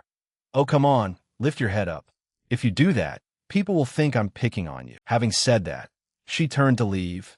It's enough that you returned safely on your own. If you ever need another horse in the future, feel free to come find me anytime. He kept his scrutinizing gaze fixed on Mentil's back. This First Princess, Mentil Aberrant, is a tough nut to crack because no one can ever guess what she's scheming. Her terrifying face appeared in Rand's mind. But why does she walk away so easily? Could it be that ability doesn't work on me? At the same time, a voice sounded from inside a certain tent. No, so a physician was assessing the person across from him. You were chasing a wild beast, tripped over a stone, fell face first, and smacked your head into another stone. Looking at Talon, he could only let out a helpless sigh. I've seen all kinds of injuries at the royal hunts, but this is the first time I've seen someone so pathetic they got a concussion just from a couple of stones. Agoni also inquired about his current condition. How long does he need to recuperate before he recovers? The physician gave his diagnosis. It looks mild on the outside, but the internal trauma is quite severe. He must remain motionless in bed for at least a week. Hearing this, he immediately protested. A week? You mean I have to stay in bed for the entire hunt? As a guard, I must remain by the Duke's side. The Duke suddenly placed a hand on Talon's shoulder to reassure him. I acknowledge your loyalty. Agoni also advised him, but life comes first, so just lie still and sleep until the closing ceremony. I and the rest of the guard will handle the remainder of the hunt. Talon was still reluctant, but Duke, suddenly, he smiled brightly and obeyed. If that is truly your wish, then I promise to rest and recover with all my might. Agoni could only sigh and chuckle. Serving as a hunt guard, yet taking the chance to go on vacation like this, must be one of a kind in the Empire's history. Talon didn't bother hiding his delight. You've never given me a single day off up until now, have you? My life's dream is just to eat and play. Too bad I just don't have the money. He also joked back. Then I guess I'll have to win this match to make your dream come true. When that happens, I'll request the mining rights for a gold mine as your reward. Time quickly flew by until late at night. While he was fast asleep, someone approached Talon. That person gently placed a letter right beside him. Rant's sinister face and his words from this morning suddenly flashed in Agoni's mind. Truly a shining example. A royal hunting dog who doesn't even bat an eye when his guard's life is in danger. At this moment, Agoni was clutching his head, agonizing over what Rand had said that morning. Your son will undoubtedly grow up to be just as loyal a dog. He decided to step outside for a bit, tossing and turning, unable to sleep. Maybe going outside for a breath of fresh air will help. Suddenly, Agoni spotted something. Right next to the main tent was the bag of stones Rand had handed to him. Agoni decided to carry it along with him. As he walked, he pondered, today, I'll take my son to the shrine. There's something I really want to show him. Agoni began reminiscing about the past. Long ago, when the world fell into suffering and chaos, a savior descended from the heavens. The person talking with him was Talon. I've read about it in books. Father, you're talking about the ancient emperor, right? Standing before a colossal statue, Agoni continued his story. He was the embodiment of divinity, possessing mysterious powers, and was the one who put an end to those who constantly sowed war. He spoke endlessly of the founder of the current empire, who over 1,000 years ago established a unified empire called Abram. He is the founding ancestor of the royal family we serve. Agoni was still thinking of his son. Talon, my son, my priceless treasure. Looking toward the sunrise, he remembered his advice to his son. Follow in my footsteps and become the proud sword of the royal family. Only now did Agoni pay attention to the bag of stones on his back. So heavy, why am I hauling these stones around everywhere? He remained lost in deep thought. Is it out of loyalty? Or is it, suddenly, a sound came from afar. That horn, could it be? At the same time, citizens were gathering around something. Good Lord, all of this in just one single night? I heard beastly roars echoing nonstop all night long. They were discussing the carcass of a giant monster. Looks like the first prince wiped them all out. So the hunting competition is already over. The commoners couldn't stop marveling at Rassia's achievement. Originally, the royal hunt was scheduled to last for 4 days. Yet the first prince of the Abran Empire achieved an unprecedented, overwhelming hunt result in just a single night. Right after that came the announcement declaring his victory. Therefore, I declare him to be the winner of this hunt. The emperor also came over to congratulate Rassia. Congratulations on your victory, my son. He immediately bowed in gratitude. Thank you, Imperial Father. He then promptly asked for the reward Rassia desired. According to custom, First Prince, speak the wish you desire to be granted. The crowd murmured in curiosity. I wonder what he's going to ask for. Didn't the fourth prince request the authority to purge the nomads along the border last year? He began voicing his wish.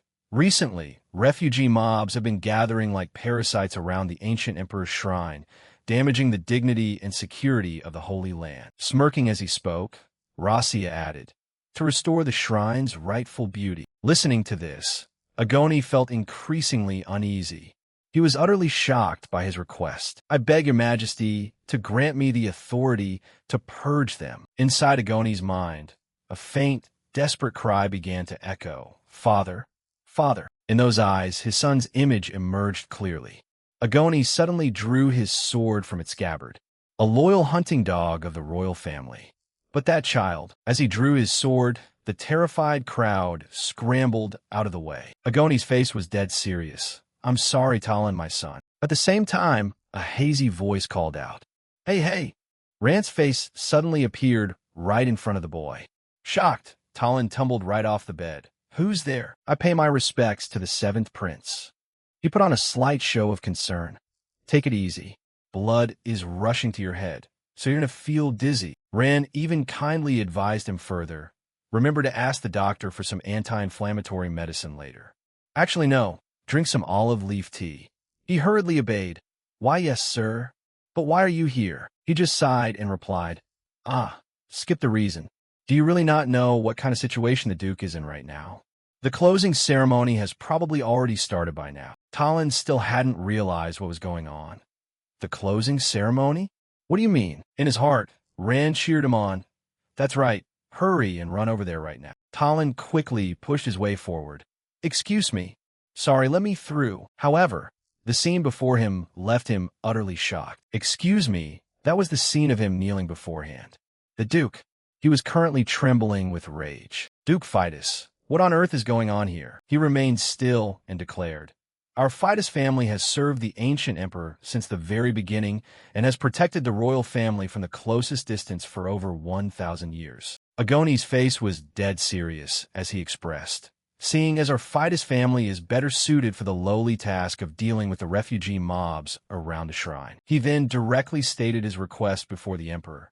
Therefore, I, Agoni Fidus, boldly venture to beg your imperial majesty to grant us this special privilege. Yet, the emperor immediately granted it. Out of respect for the loyalty you have dedicated all your life, I shall grant your request. However, the emperor's voice suddenly turned cold. Though it is truly laughable when your so-called great loyalty is used to stand in the way of the royal family's wishes. Following that, Rasia immediately moved against Agoni. Did you think the first prince would go easy on you? He burst into a contemptuous laugh once more. You've lost your mind, Duke.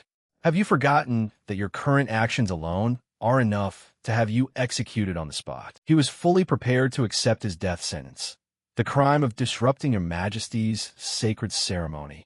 I shall use my life to make amends. Outside, Talon was shouting with all his might, Duke. Rand was also outside watching the good show. Finally, the spectacle has begun. If only the guy were standing from afar witnessing this too, how great that would be. At the same time, somewhere else, someone was drawing water from a river, but something unexpected occurred. He looked down, completely bewildered. What is this? The current of water is actually being pulled up into the air. Can you see it clearly? Agoni Fidus's execution ritual. Can you feel the royal magic you are about to face? The person drawing water merely looked up with a sharp, cold gaze. Here comes the true main character of this dark fantasy novel. The hooded youth raised his face. The narration revealed his true identity. He was the genuine protagonist of the novel Dark Header. His name was Rael. The real main character of the story had finally appeared, a true hero. Agoni Fidus was the head of the Fidus house, a ducal lineage that had protected the royal family for 1,000 years.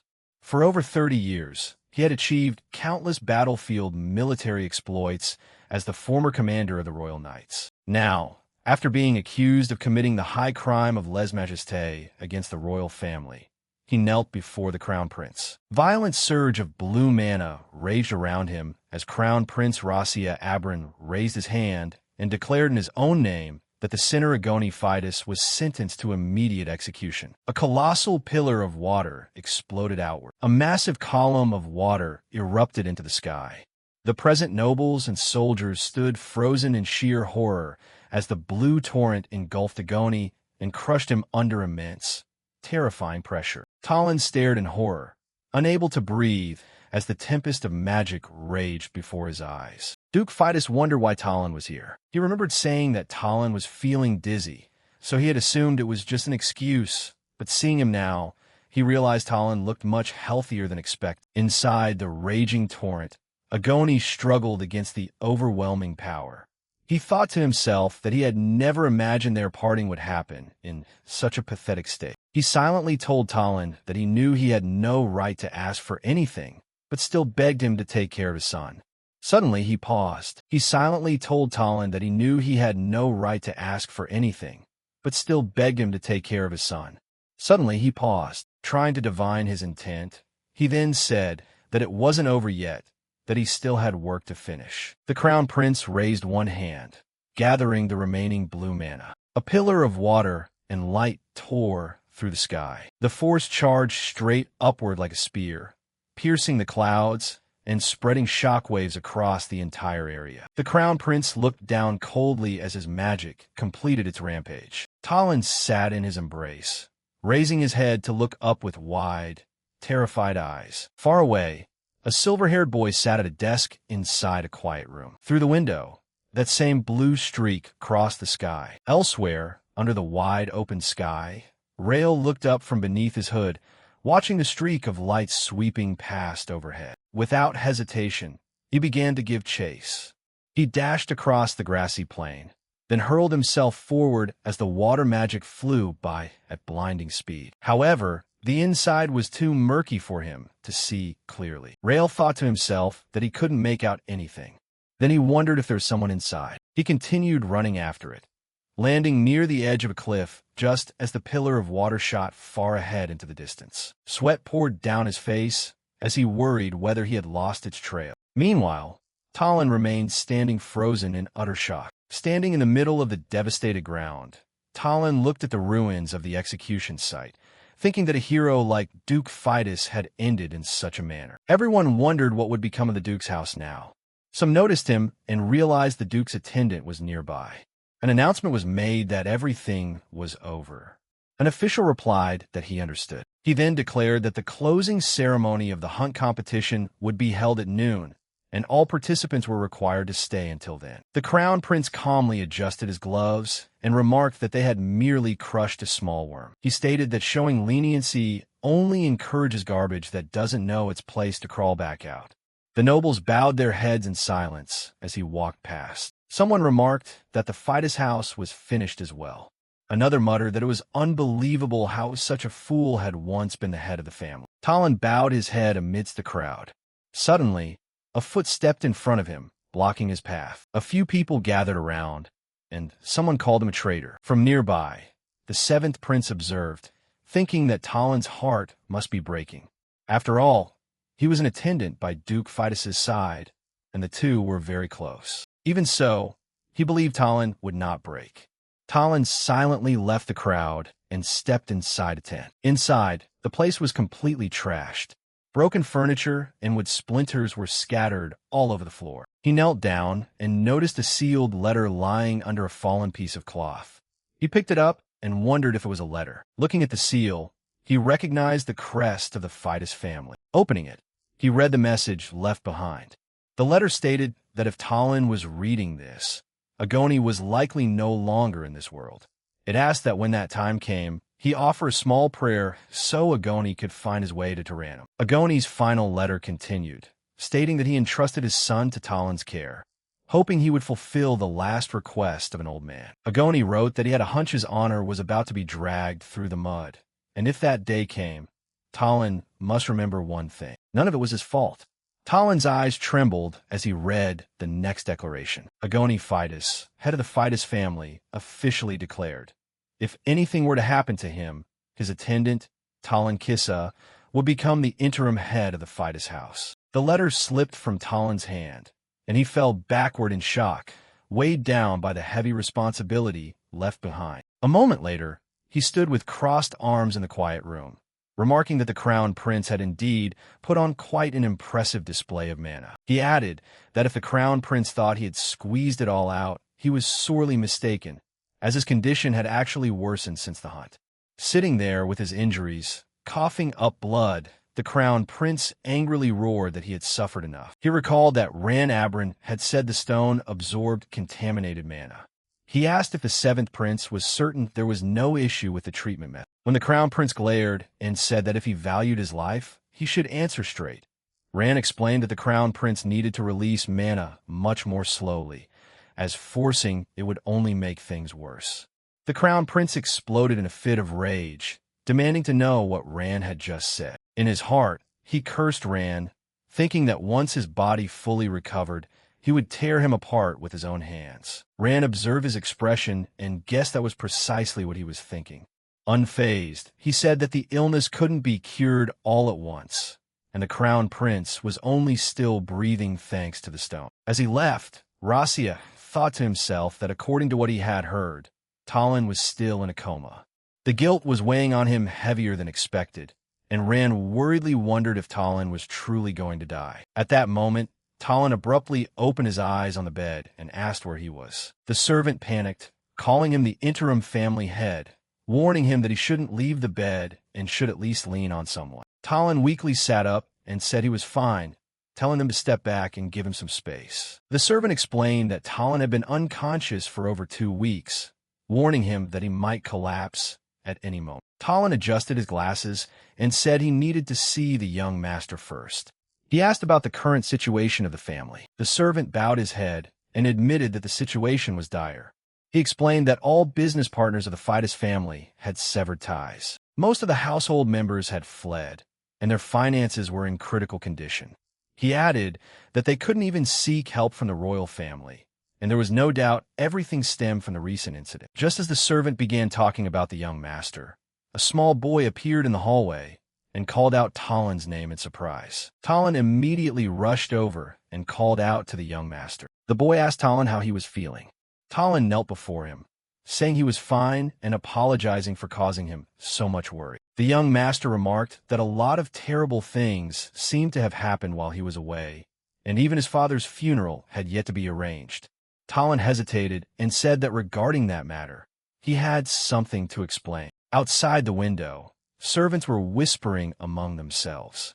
One said rumors were circulating that Duke Fidus had done something insane because the young master was originally just a stray. Another replied it made sense, as everyone found it strange that the Duke would have such a late heir. Someone even suggested they should leave before being branded as traitors. His face hardened, and he called out to Pale.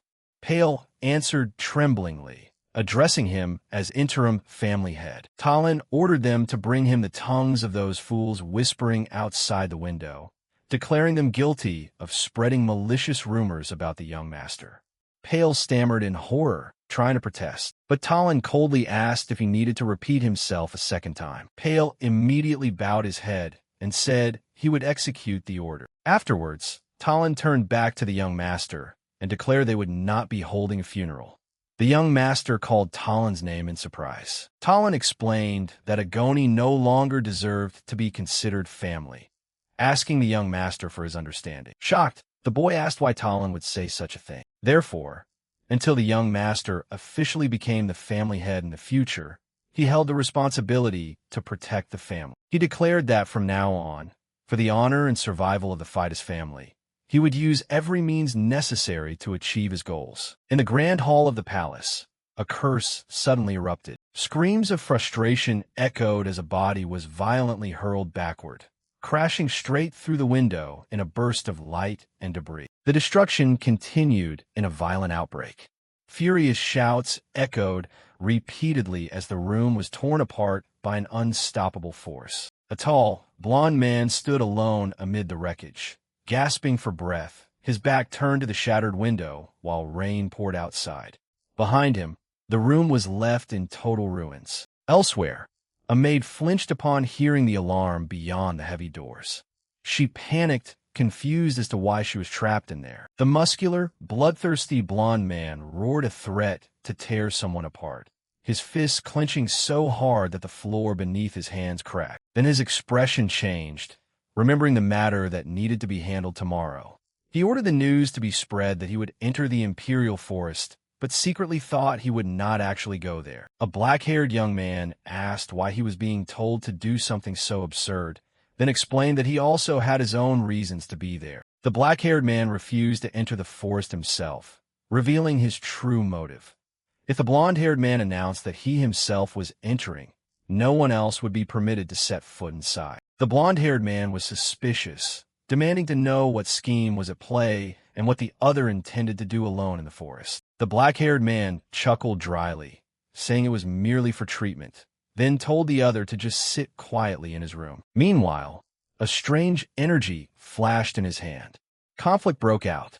The black-haired man's hand tightly grabbed the other's collar as both lunged at each other in a violent movement, one of them cursing the other as a bastard. The blonde-haired man overwhelmed him with explosive force, mocking that lately he seemed to think he had become someone important, then told him that simply asking the Imperial scholars about that trivial treatment would be enough. While strangling him, he warned that his patience was running out and threatened to end his life right on the spot. Gasping for air, the black-haired man mocked the idea of asking scholars, warning that if he intended to do so, he had better hurry. The blonde-haired man's face was covered in blood, his condition deteriorating rapidly. Someone remarked that using Manus again had certainly shortened his lifespan even further. He groaned in pain. Blood spewed out, staining the tiled floor beneath his feet. He tried to stand firm amidst the pain. The other warned him, if he stopped the treatment right now, he wouldn't be able to move properly for an entire week. Leaning in close with a grin, the black-haired man asked if he was curious about how the royal family would react. Once the rumor spread that the first prince of the empire had collapsed, kneeling and coughing up blood on the floor, would the family try to save him or react in an entirely different way? Trying to maintain his balance, he was told bluntly, if the treatment fails, someone else will ascend as the next emperor. Furious and humiliated, he spat out a curse, calling the other a vermin. Bloodshot eyes glared from the shadows. A voice roared that he still understood nothing, warning him to use his head if he didn't want to die. Wiping the blood from his mouth, the blonde-haired man's eyes flickered dimly as he admitted he endured him only because they shared the same blood, even though his patience was thin. He ordered that no one be sent to follow him, boasting that disappearing without a trace was his specialty. Reappearing at the door, the black-haired man said that since the treatment had failed time and time again, perhaps it was time to give up, repeating it would only exhaust both of them and cause further delays. The blonde-haired man demanded to know his true goal, why he kept doing this to him. The black-haired man hesitated before finally admitting, if he had a stated goal, it was simply to survive. The scene shifted to the open sky above the forest.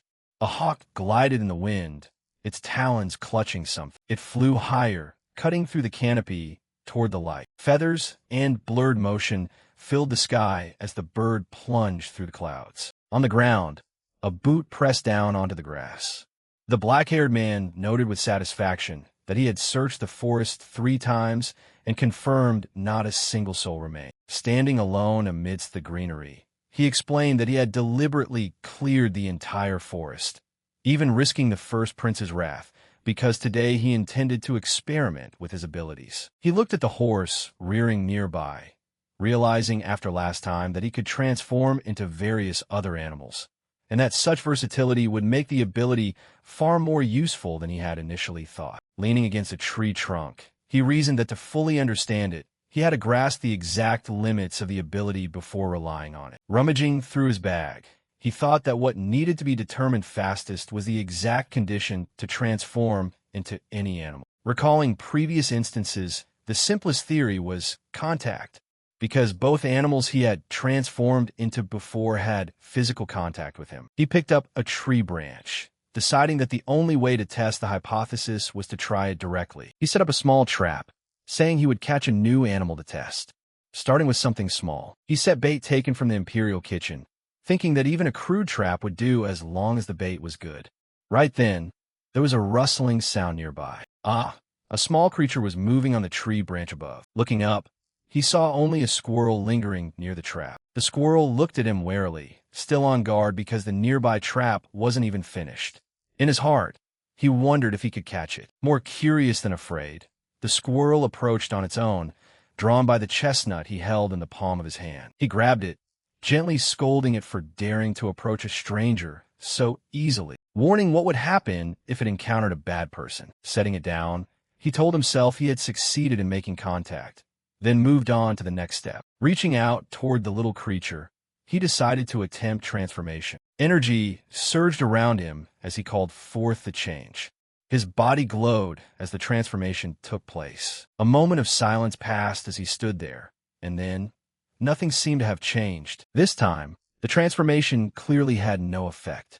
He reconsidered, wondering if the circumstances during transformation mattered. Recalling that previous successes occurred during moments of desperation, when he truly wanted to fly or truly wanted to run. He tried to think like a squirrel. What would it want to do? Climb a tree or burrow into a hole? He wondered if that desire had to be genuine from start. Suddenly, it grabbed the entire bag of chestnuts and bolted on all fours.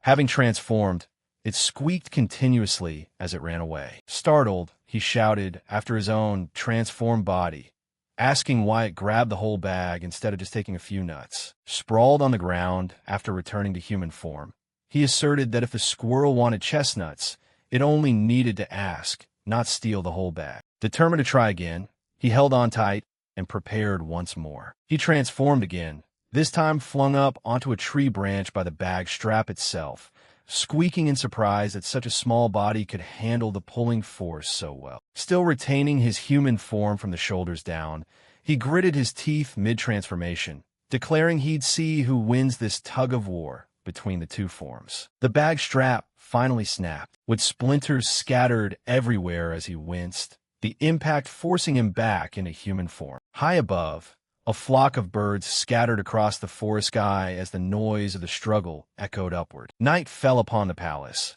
its dim arches illuminated beneath drifting clouds. Inside the room, a maid knocked timidly on the door and announced that dinner was ready, hoping nothing would go wrong this time. While she waited for a response, he emerged looking calm but clearly filthy from a whole day of experimentation. His clothes covered in dirt, he told her not to panic since he had only gotten dirty taking a walk near the palace grounds. He replied to the maid, secretly admitting to himself that he was nearly caught red-handed transforming into a crow while she brought the food. Alone, he thought bitterly that in the end, he still hadn't figured out how to transform into anything new, spending the whole day just chasing after a squirrel. He told the maid his clothes were dirty and to fetch him a new set, then added that he should bathe before eating. She agreed, but hesitated, saying there was a problem. He pressed, asking what it was. She pointed at the bag he was carrying, asking tremblingly if he brought what was inside, revealing the squirrel poking its head out. Looking down, he gasped in realization that the squirrel was still following him. He jumped back in surprise, cursing the crazy squirrel as it thrashed, claws digging in as it tried to break free from his hands. He gave chase as it darted across the floor. The maid panicked inwardly, terrified and wondering if the prince intended to abuse the poor animal, while he held it up with a menacing smile. She frantically begged for permission to throw the squirrel outside, pleading to spare its life. He warned her sharply that if she didn't do as told, cute Darami would suffer the consequences, having clearly named the animal. Confused yet startled by the command, she reluctantly agreed to go fetch clothes. He snapped again, reminding her he had ordered once already, demanding new clothes immediately. The maid hurried down the hallway, determined to return quickly. Holding clean clothes in her arms, she dashed forward, inwardly panicking about cute Darami, repeating the squirrel's name in her head, telling herself to just hold on a little longer. As she ran, clutching the neatly folded clothes, she was completely unaware of a large shadow looming ahead. She came to a sudden halt, facing a striking blonde woman in an elegant white dress, before gasping in recognition of the first princess. The princess coldly asked if she was Rant's servant, and where she was running so hurriedly. Startled, the maid collapsed to the floor begging for forgiveness, dropping the pile of clothes she was holding. The princess asked what those were, suspecting she might be stealing palace property. The maid swore by Sierra the Great that the accusation wasn't true, explaining that the seventh prince had merely dirted his clothes while walking in the garden. The princess remained unmoved, coldly stating that whether true or false mattered little to her, because deceiving her was an impossibility. Nevertheless, She inwardly wondered if there was any truth to the maid's story, or if it was merely a desperate excuse to save her life, as she extended a glowing hand toward her. Taking a closer look, the first princess paused midway, her eyes narrowing as something about the maid's appearance caught her attention. An unexpected thought crossed her mind. Elsewhere, in a darker setting, the black-haired man stood silently watching, his expression unreadable. Turning back to the princess, she muttered that her younger brother clearly wasn't in the garden, as the maid's story didn't add up, secretly realizing that instead, he actually had business in the imperial forest. Darkness shrouded the palace as a voice pressed him with a question. Would he continue running from what was to come, or finally face it? In the room, the young man turned to the unexpected intruder, stating bluntly that this place was not meant for creatures like it, and he had no intention of letting it stay. He identified his target, a squirrel pressed tightly against the wall. He offered to personally return it to the forest, asking only that it let him catch it without resistance. The squirrel stood upright, squeaking incessantly, clearly refusing to obey submissively. He observed the creature, wondering how a rodent could infiltrate so deep into the palace unnoticed. His mind drifted back to his former life, sleepless nights in a cramped basement apartment. The sound of rats scratching behind the walls. The fragmented memory shattered as the squirrel bit down hard on his hand. Enraged, he demanded to know what it thought it was doing. Finally grabbing hold of it, he told it to be good and get into the bag. The squirrel bit him yet again, stubbornly refusing to surrender. He jumped back in surprise, calling it an impudent thing, furious that such a tiny creature dared to bite royalty's hand. Breaking free, the squirrel scrambled across the floor to escape. By the time he looked back, it had already climbed halfway up the wall, and he admitted, almost with a touch of admiration, that it climbed higher than he expected. He stopped chasing it, reasoning that the more he pursued, the further it would run. Closing his eyes, half joking, he thought that if he could transform into a squirrel himself, things would be much easier. Something shifted behind his eyes, a sudden flash of realization. His figure rose in the darkness, light flashing around him as he wondered if this strange feeling was indeed what he suspected. The squirrel looked back, stunned, sharing that exact same look of astonishment. He confirmed it to himself. He had finally discovered the required condition to transform into a specific animal. A long breath escaped, followed by a contented smile. That moment was shattered when he fell right down a deep well. The squirrel below squeaked, demanding to know why he was falling now. A dark shadow crashed down into the room, and an astonished voice gasped that it was the princess, astonished that even a squirrel could survive a fall from such a height. The first princess charged down the hallway, shouting at the terrified maid that she didn't need to tiptoe around her younger brother's room, demanding to know if she had to ask for permission just to enter. She muttered to herself about how unpleasant the servants here were. Clearly annoyed with this entire family, she came to a sudden halt upon seeing a small, dark thing curled up on the floor ahead, then asked what it was. The shape came clearly into view as a squirrel, lying sprawled and twitching.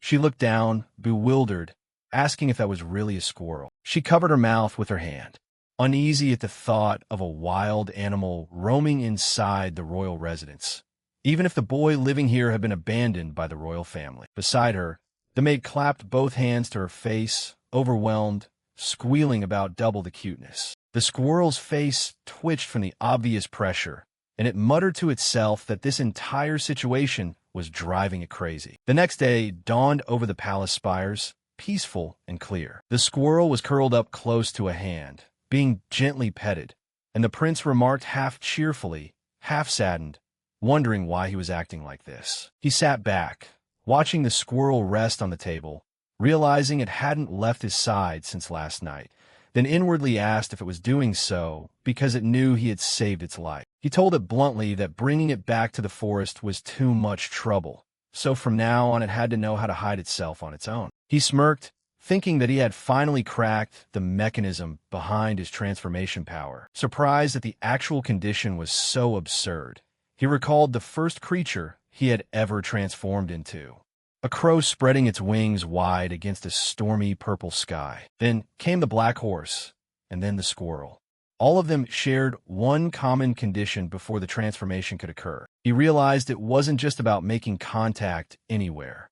He had to touch the exact nape of the neck, a rule strange to the point of being specific for a power that was already unpredictable. Setting that matter aside, he decided the real issue at hand was the first princess. In his mind, Mintel admitted that the descriptions in the novel had never truly prepared him for how terrifying her expression was in person. Fortunately, a maid named Anna covered for him, saying the squirrel was his pet, giving him enough time to slip out the window unnoticed. He returned to human form and stepped into the room, thinking everything was about to wrap up smoothly, only for the princess and the maid to freeze upon seeing him. Mintel commented dryly on his strange taste in keeping wild animals in the palace, then stood up to leave since it was late.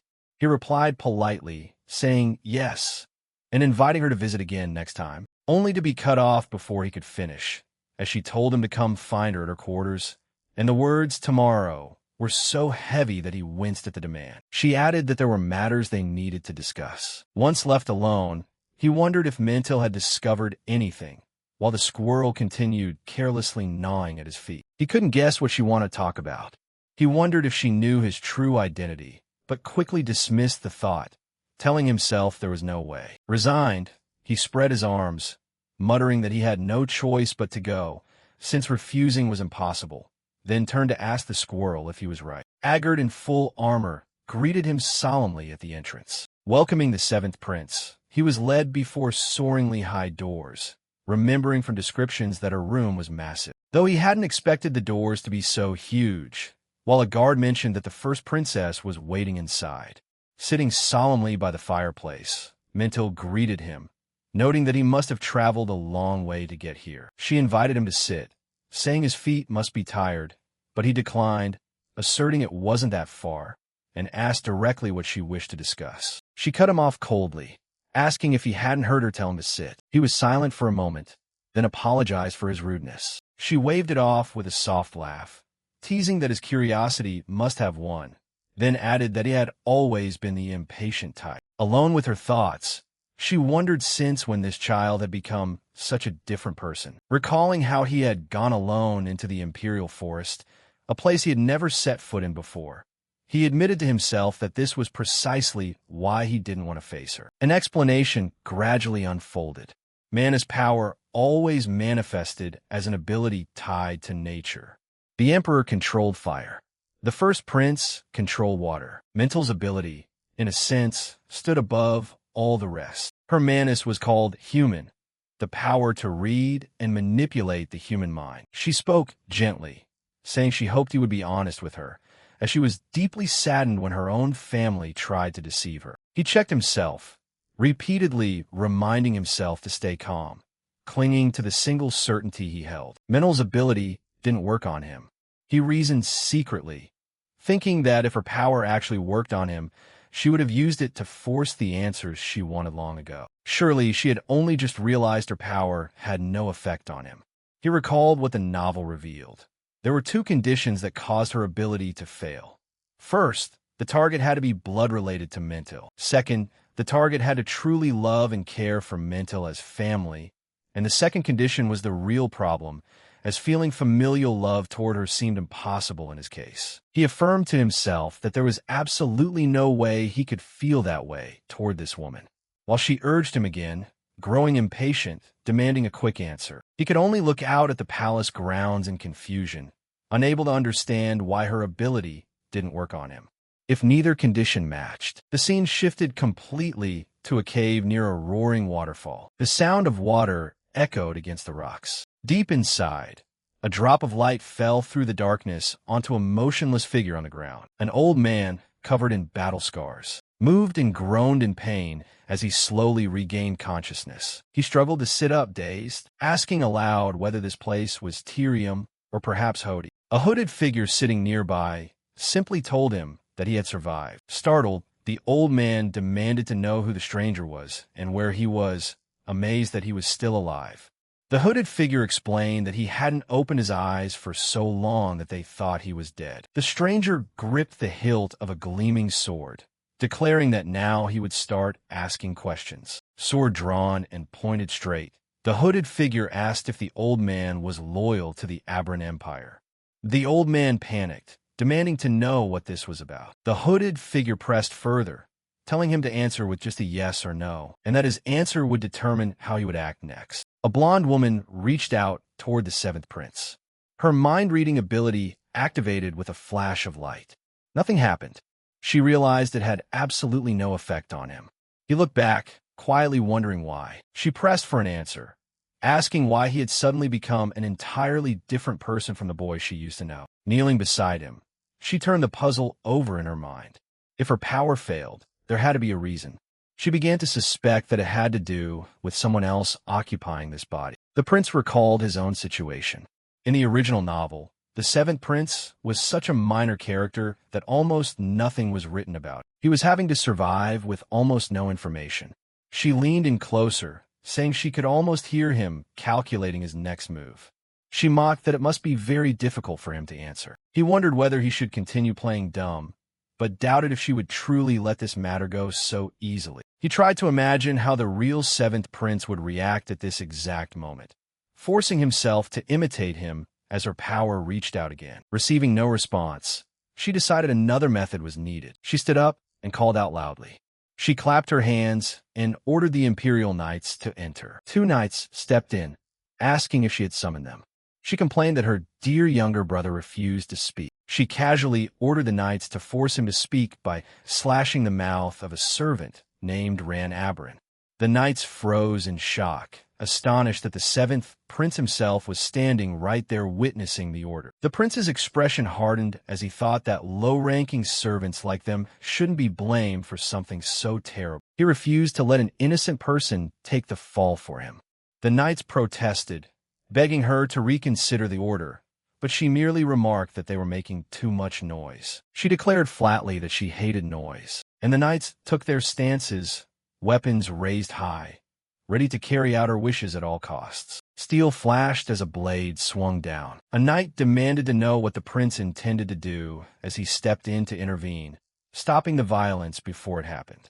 He told himself there was no other way, as he wouldn't get any answers otherwise. He stood firm, beads of sweat forming on his forehead, placing himself between the blade and the servant. She warned him to carefully weigh every word he was about to say, telling him that now there was only one way out for him. Suddenly, he changed tactics entirely, bursting into tears, saying his mother had passed away, feigning grief to throw her off balance. She paused, caught off guard, asking what he was talking about. Regaining her composure, she narrowed her eyes and asked why he said that, then pressed further, demanding to know if he had been secretly contacting his mother all this time. He immediately backed down, assuring her that wasn't what he meant. He hurriedly explained before she drew the wrong conclusion, describing the necklace his mother left behind before she vanished. An item with a glowing blue gem in the center, which she had said as long as the light inside never went out, mother and child would find their way back to each other one day. But recently, that blue light had dimmed on its own.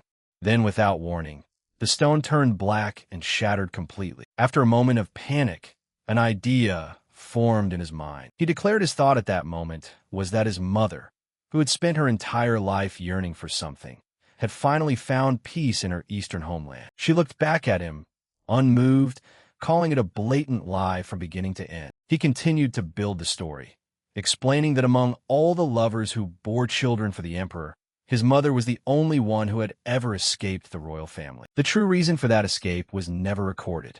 People only speculated that she had fled to her eastern homeland. Some believe her departure was related to giving birth to a black-haired prince, an unwelcome bad omen in the palace. Whatever the reason, she never reappeared in the novel's story until the final pages. The woman asked further, recalling that he used to deeply resent his birth mother. He admitted he wasn't sure anymore, saying that when he was young, he only resented her for leaving him behind. He added that perhaps the true reason he always looked toward the eastern sky and took out the necklace every night was something completely different. He confessed it might simply be because he missed his mother, dangling the necklace on his finger as he spoke. She asked if that truth changed his feelings toward the rest of his family. Looking at the broken pendant dangling from his hand, She remarked that it was interesting how a lifetime of resentment could turn into longing in just a single moment. He replied that perhaps that was the true meaning of family, letting the necklace drop from his finger onto the table. She looked at him in silence, saying nothing more. Turning to the knights outside, she ordered them to sheath their swords and wait outside the room. They obeyed the order without a moment's hesitation. She told them that everything that had transpired in this room would be erased from his memory. Her eyes glowed as she prepared to use her power. The door cracked open slightly as she stepped toward him. She pulled him into an embrace, remarking that he must have suffered greatly emotionally through everything he had just recounted. He let out a soft breath of relief, thinking to himself that the plan had indeed succeeded. She held him close and added that even though he was a black-haired failure, he was still her younger brother. He could only wonder if she was playing a joke on him. He pondered her ability to control any human at will, reasoning that it made sense for her to grow suspicious the moment that absolute power failed on him. He also realized that he was never on the first princess's side to begin with. Therefore, her guard dropped. The scene shifted back to the necklace, now clearly revealed to be nothing more than a cheap item he had picked up somewhere. The lie had succeeded, and he was temporarily safe. His thoughts drifted elsewhere, wondering what had happened to Duke Fetus, who in the original novel fell down a valley and lost both legs, and whether that person had ever met the true protagonist of the story. A waterfall cascaded down a cliff face in the wilderness, while he wondered if the Duke had truly died from that fall. Deep inside a cave, an old man groaned in pain, warning someone nearby not to act recklessly. A hooded figure stood over him with sword raised high, calmly informing him that his right leg was broken. The old man realized he was unarmed, injured, and had no way to fight back in his current condition. The hooded stranger's stance was flawless, the blade unimaginably sharp. Even in the dim light, it was clear this was no ordinary swordsman. The old man panicked, begging the stranger to lower the sword and demanding to know what was happening. The hooded figure spoke calmly, noting that his target probably hadn't been awake for very long. He explained that a few days ago, he had seen a sphere of water fly across the sky, but when he tried to pursue it, it moved too fast, and he lost track of it. He added that from what could be discerned, someone must have been trapped inside that sphere, and they presumed that person was destroyed upon impact due to the sheer speed of the fall. The old man's eyes widened as he realized the stranger was talking about him. It was that very sphere that had carried him away from the first prince's execution. He couldn't understand how he was still alive. Piecing the clues together, he wondered if the sword wielder was searching for that stone box. He patted himself down and admitted the item was no longer on him, guessing it had been lost during the chaos of the execution. The hooded figure continued the story, revealing that by chance, he had found an old man collapsed and covered in blood inside a nearby cave. The sword swung down toward the old man's head. As the tension reached its peak, the stranger placed the blade flush against his throat and demanded, in the name of the god Amica, whether he was still loyal to the Aberrant Empire. The old man stammered the god's name in shock, suddenly realizing who was standing before him. Recognizing precisely the kind of person he had encountered, the old man cried out in despair that of all the people he could have met in this situation, it had to be a heretic. The scene shifted to a black and white flashback.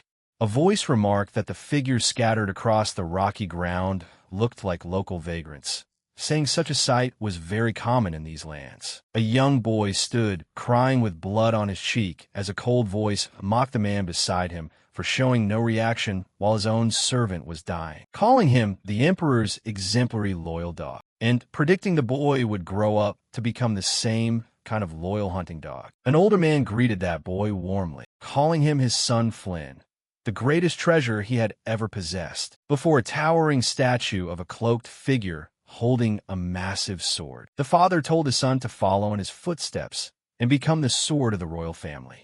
His duty was to eradicate every heretic that threatened the empire. Returning to the present, the old man regained his composure and asserted that he knew nothing of loyalty to the Aberrant Empire, declaring only that he had happened to wander here and was merely a decrepit old man trying to avoid the hooded figure's blade. An old knight limped through the darkness, led deeper into the cave by a rope. He thanked his captor for treating his injured leg then admitted he no longer cared where he was being taken. The hooded figure walked on silently. The old knight asked him to loosen the rope around his left ankle, saying it was very difficult to walk while it kept dragging. The hooded figure answered with a single word, "No." The old knight tried further persuasion, warning that falling at his age would be very dangerous, and he might not be able to get back up. He added that if that happened, it would only be more trouble for the captor having to drag him along. The hooded figure said nothing, eyes cold and sharp beneath the hood. He kept walking, pulling the rope taut behind him. Unmoved by the warning, the old knight stumbled again, gritting his teeth. He muttered to himself that he was being completely ignored. The hooded figure's thoughts turned to the cave itself. He found it strange that a place like this existed so close to the imperial forest, and he recalled the old man mentioning a name earlier, Amma. He remembered that Amma was the name of a heretical group believed to have been eradicated 50 years ago. He wondered if they had truly been hiding in this cave all this time. The old knight's mind drifted back to before he lost consciousness. He remembered being launched toward the central tower of the forest, though he wasn't sure if it was to the west or southwest. He told himself that once he escaped, he would determine the location of the cave. For now, the priority was to memorize the layout so he could return later with reinforcements. The hooded figure overheard those thoughts and responded coldly, calling it absurd that a traitor to the royal family was still thinking like a commander of the Imperial Knights. The hooded figure stopped abruptly and asked the old knight's name. The old man hesitated before answering. He introduced himself as Agony Fetus. Moving deeper into the cave, the hooded figure touched the wall and said he was truly surprised when he first found the old man, adding that this cave was protected by a divine blessing. He explained that this was not a place anyone could enter at will, especially not people of the Aberrant Empire. A sword plunged into the ground, and light erupted into a glowing circle etched with symbols. Fetus was thrown back by the force, covering his face with his hand, demanding to know what was about to happen. The cave's ceiling tore open, revealing the imperial capital outside in the light of dawn. A voice called out his name. The voice declared there were only two possible reasons Fetus could be standing here, either sent by the Aberrant Empire to destroy them, or summoned by the god Amica. The hooded figure pulled down his hood, exposing his face, and said that either way, Fetus was welcome to the domain of Amma. Elsewhere, beneath a bright moonlit tower window, a blond young man woke with a start, a tense groan escaping him, glowing blue markings appearing on his arm as he clenched his fist tight. A young man sprawled on a chair, thinking that since the timeline had been accelerated, it would be best for Fetus and the protagonist to start taking action earlier. He closed his eyes, hoping to receive news of the protagonist soon. He admitted to feeling a bit guilty for making the old Duke Fetus suffer in vain. A blond man barged in furious, slamming his fist onto the table so hard it cracked, demanding to know why so little was brought back today, asserting he needed more to recover faster. The black-haired man looked up at him, stunned, asking if he had just been yelled at. The blond man turned away, brushing it off as mere frustration, then asked how much longer he had to endure this therapy. The black-haired man sprawled on the chair, reminding him that rushing would ruin his body and that he needed to be patient. He asked if there was anything more dangerous than the shisha pipe. The blond man kept smoking, causing him to push back in full confusion. The blond man retorted sharply, reminding him that he himself had said if he was truly worried, he should quit the shisha first. The black-haired man smiled sweetly and agreed that since it was already bad for his health, quitting was indeed a good idea, receiving a furious bastard in response. The blond man stormed off cursing under his breath, while the black-haired man inwardly observed that the shisha pipe was indeed destroying his body. He observed that everything the blond man consumed, alcohol, dinner, was nearly poison to his system. He reflected that Rasia Abrin would remain dependent on this therapy until his dying day, unless the seed planted inside his body was dealt. Afterward, the black-haired man declared the therapy concluded, reminding everyone not to be late for the evening ceremony. Blue light surged through a grand hall as a figure reached down, channeling glowing energy from his palm into the floor below. A white-haired man absorbed the flow of energy with visible strain, while two people behind praised him, noting that his mana had increased far more than usual, calling him impressive. A long white-haired elder with a thick beard declared that if no one else stepped forward to challenge, today's ceremony was concluded. The members of the royal family began to disperse, each heading in a different direction. A black-haired prince lingered behind, thinking to himself that he would wait until everyone left before slipping out last, avoiding drawing attention from the others. A pink-haired person appeared, mockingly calling him Black Bug and asking why he was still sitting there when the ceremony had ended. He teased further, asking if he was thinking about his birth mother who fled when he was a child, then muttered to himself about needing to do something about this insolent brat. Finally, the first princess remarked to a pink-haired prince that he had looked rather sullen throughout the ceremony, resting her hand on his head while a black-haired prince kneeled nearby. The pink-haired prince stammered a denial to the princess, insisting he was definitely not sulking, while the black-haired one merely greeted her with a formal bow. The princess asked the black-haired prince if he felt unwell. He replied casually that he didn't, adding that the ceremony was usually a bit boring. She responded that that was good then, remarking that even if the ceremony wasn't exciting, it carried great meaning, and advised him not to let his boredom show so clearly. She turned to leave, saying she would see him next time. The pink-haired prince stood frozen in stunned silence as she walked away. He grabbed the black-haired prince by the collar, demanding to know why the first princess had checked on someone like him and what was going on. He shook him harder, repeating the question. A white-haired prince stepped in, asking if there was a problem with Rand. The pink-haired prince startled, realizing his highness had noticed. The white-haired prince brushed it off casually, saying it was nothing, just exchanging a few pleasantries with his younger brother. He remarked that the black-haired prince must be busy too. As the group continued down the palace corridor, he said goodbye, and the two princes shared a lingering look as they parted ways. Two blonde figures walked down the stairs together, one prompting the other to come along.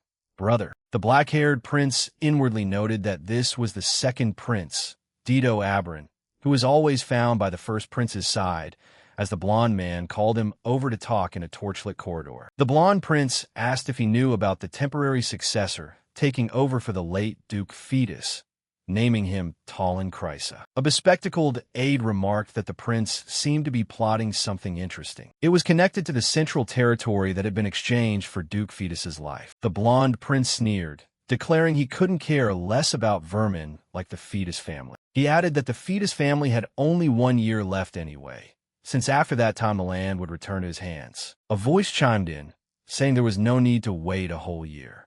The prince's eyes widened in surprise. The voice continued, offering a great idea and asking if he wanted to hear it. A fist lunged forward with terrifying force, cracking the very air upon impact. A blonde prince grabbed Ran Abrin by the collar in the dim hallway, demanding to know what he really was. Ran remained calm, stating his name and title. The seventh prince, Ran Abrin. The prince pressed further, asking why both the first princess and the first prince were suddenly paying attention to someone like him, threatening to burn him to ashes as he raised a hand toward Ran. Flames gathered at his fingertips, but his voice carried a hint of doubt as he asked what that kind of attention even meant to Ran. Ran stood unfazed, mocking the weak flame and saying it wasn't even enough to light an oil lamp, let alone burn anyone. The prince's composure shattered. Sweat dripped down his face as he asked what would happen if others found out, admitting that it certainly wouldn't end well for him. Ran grabbed his arm. The prince flinched, demanding to know how Ran had figured it out. Ran laid down his first condition for keeping silent. The prince had to drop that disrespectful tone and speak properly to his older brother. In a dimly lit torture chamber, a captive man lay bound to a blood-stained wooden table, his mouth propped open with metal devices. His muffled cries echoed through the room as the interrogation dragged on without mercy. His shadow stretched long against the brick wall, twisting under the firelight as the agony continued in silence, broken only by his ragged breathing. Elsewhere, a framed portrait hung quietly on display, an elderly, silver-haired noble in formal military uniform, his expression stern and composed. A blade suddenly tore through the canvas, slashing the portrait to ribbons in one powerful stroke. The destruction didn't stop there. Books, armor, and personal belongings were thrown onto a growing pile of debris, while a voice declared that the man once known as Agony Fetus would henceforth be treated as if he had never existed. A lit torch was dropped onto the wreckage. There would be no funeral, no grave, and no monument left to mark that he had ever lived, leaving only the chance that he might still be remembered by those who chose to hold on to his memory. The pile of wreckage burned before a gathered crowd, as an official standing apart warned that anyone caught commemorating the man would face severe punishment. Later, in front of mansion's doors, a fist knocked urgently. A voice announced that a report was ready for the acting head. The one bringing it was Jack, commander of the Fetus Knights, a battle-hardened veteran with graying hair and a weathered face. Jack reported that, per orders, his men had arrested those spreading false rumors during the second night. The offenders had been dealt with, their wrists severed and their positions stripped. Exhausted, he wiped his face, clearly worn out from the work. The acting head remarked that he looked pretty tired. Jack apologized, explaining that the family was so severely short-handed that he had to work through the night himself. The acting head, a young blue-haired man wearing round glasses, acknowledged the effort briefly without looking up from his paperwork. Jack set down a scroll, which was the requested list of deserters. He explained that security had been tightened to prevent further desertions, but nearly half the force had already fled. The acting head studied the report in silence, privately noting that even families who had once served House Fetus had cut ties. If discipline among the remaining staff collapsed too, the house would be finished. Jack hesitated, voicing his own concern as he wondered silently if wiping away every trace of Duke Fetus was going too far, and whether it risked provoking the knights who were still loyal to the old Duke. The acting head responded coldly, asking if Jack still believed Agony Fetus was fit to lead the family. Caught off guard, Jack immediately apologized, admitting that even he had struggled to accept what the Duke had become, his thoughts drifting back to the man's downfall. He couldn't believe someone once so noble could meet such a humiliating end, baffled by how such a loyal man could have done the things he did. Jack's expression hardened as he looked at the acting head, feeling as though he were standing before a completely different person than the one he used to know. Watching him, the acting head wondered to himself how much the old knight had changed, and whether it stemmed from the pain of being betrayed by the Duke he had served without a single doubt. A hand rested flat on a desk covered in handwritten papers. A voice declared that it was time, and that they should head out. Jack and the acting head walked together across the stone courtyard, preceded by two guards. Their footsteps echoed in unison as they headed toward the mansion's main gathering point. Outside, near the staircase, an attendant informed the acting head that preparations for the speech were complete. The acting head simply replied that he understood. His footsteps continued down the stone steps, every stride measured and deliberate, until his shoes finally hit the solid ground. He arrived in front of the grand mansion, standing alongside Jack and the attendant as a crowd of servants and staff gathered below, their backs to the view as whispers began to spread among the workers while they waited. Some wondered silently what he planned to say after summoning everyone, while others whispered that the kitchen staff arrested for careless talk the day before had their tongues cut off as punishment, marveling at how anyone could live under such conditions. Further back, helmeted guards whispered among themselves, guessing that the harsh punishment stemmed from fear of the house being branded a family of traitors, with one wondering if they should flee before it was too late. Nearby, the bespectacled attendant overheard those same anxious words, privately worrying about what would happen if someone were caught trying to sneak away. He exhaled, visibly relieved that no one noticed his uneasiness.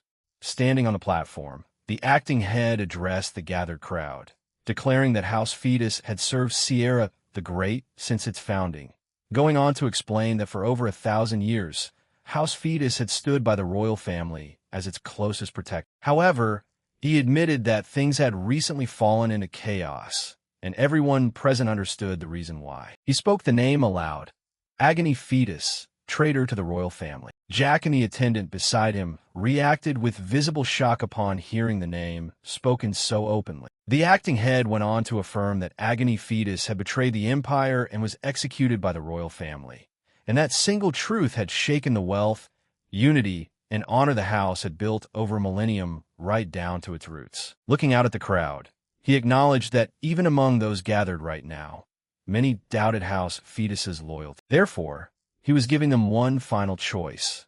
Anyone who wished to leave was free to do so today. He added that even those with years left on their contracts would be released without penalty if they chose to walk away. But he warned them to keep one thing in mind as he began to invoke the name of the house again. From below, a young servant looked up at him standing on the balcony, calling out loudly that House Fetus still had someone who would uphold its 1,000-year oath. The boy went on to declare that as acting head of House Fetus until the young Master Flynn Fetus succeeded as Duke, he would continue to prove his loyalty to the Empire and the royal family. And anyone who abandoned their loyalty to this house would face the consequences as a white flag bearing the Fetus emblem fluttered in the wind above. The acting head continued addressing the crowd, declaring that anyone who abandoned their loyalty to the house would not be shown an ounce of mercy, warning them to engrave that into their minds. The staff stared up at him with tense, uneasy expressions. Beside him, Jack reacted with alarm at the sharpness of the warning, silently acknowledging that his tone sounded rather threatening, yet admitting that Lord Tallon was right to say it. The young servant continued his own speech from below, asserting that House Fetus still had a legitimate heir, which meant there were still endless opportunities to prove their loyalty to His Majesty. The acting head watched from afar, thinking that the more firmly the boy held the house together, the sooner House Fetus would regain its footing. Later inside, a maid teased him as he flinched back, privately admitting to herself that the only thing she would miss was the sight of Lord Tallon getting flustered whenever the servants teased him. Jack praised the acting head for a job well done, then asked if the temple had responded to their request for an audience. The young man explained that after the incident, the temple declared they would no longer receive anyone from House Fetus. He admitted he had anticipated as much, adjusting his tie as he weighed his next move. He ordered a specific item to be sent along with their next request, telling them to inform the temple that they wouldn't regret reading it. Alone with his thoughts, he spoke to the late Duke in his mind, addressing him as Duke and admitting he still didn't know what his true intentions had been. His thoughts continued as a carriage rolled down a countryside road, wondering if the wanderers living in the slums around the temple were truly worth that much to the Duke. Sitting inside the carriage, he reflected that although he would never know the Duke's true intentions, there was now only a single thought left in his mind. He resolved that the Duke's death would not be allowed to mean nothing. He would not let it go to waste. As the wheels turned on the dirt road, he silently asked the Duke to watch over the land entrusted to him, to witness what he intended to do with it, and to look down on him from where he rested. The carriage came to a stop, and a voice asked if they had finally arrived. Stepping outside, he gazed at the towering temple ahead, remarking that it was truly magnificent. Standing before the massive structure, he acknowledged that even though he had only been given a year, a massive crowd stretched out in front of the city, gathering and waiting. Adjusting his glasses with quiet resolve, he swore that even if it cost him everything he had, he would never let things play out the way the first prince wanted. Elsewhere, two blonde royal figures looked down at the gathered crowd from a balcony. One remarked that the populace swarming together was disgusting, while the other suggested many were just curious, since this would be the first official statement from the new acting head of House Fetus. The blonde one snorted, remarking that whenever he saw insects gathering like that, he just wanted to crush them under his heel. A young man stood in a clearing in the forest, his boots pressing into the fallen leaves, muttering to himself that this part of the woods was probably a medium-sized animal zone. Standing confidently with a small squirrel perched on his shoulder, he noted he had collected enough small animals like foxes and rodents, silently wondering if he should start aiming for larger ones. He lifted the squirrel off his shoulder, playfully scolding it for sneaking along behind him, warning that this part of the forest was much more dangerous than the small animal area. The squirrel squeaked in protest as he tucked it securely into his pocket, telling it that if things got dangerous, he'd have a hard time protecting it, asserting that today of all days, it really needed to stay behind and not follow him out. Feet stomped hard against the wet grass as a figure sprinted through the forest, screaming in pure panic with every step. A giant wolf tore through the bushes behind him, jaws wide and fangs bared, closing the distance at a terrifying speed. In his hands, he still tightly clutched the terrified little squirrel, refusing to let go. He yelled at the creature in his hands, demanding to know why it had provoked the wolf in the first place, while the squirrel only squeaked back in protest. Just a few minutes ago, things had been completely different. The wolf had looked calm, even friendly, and all he had needed to do was touch the back of its neck and slip away undetected.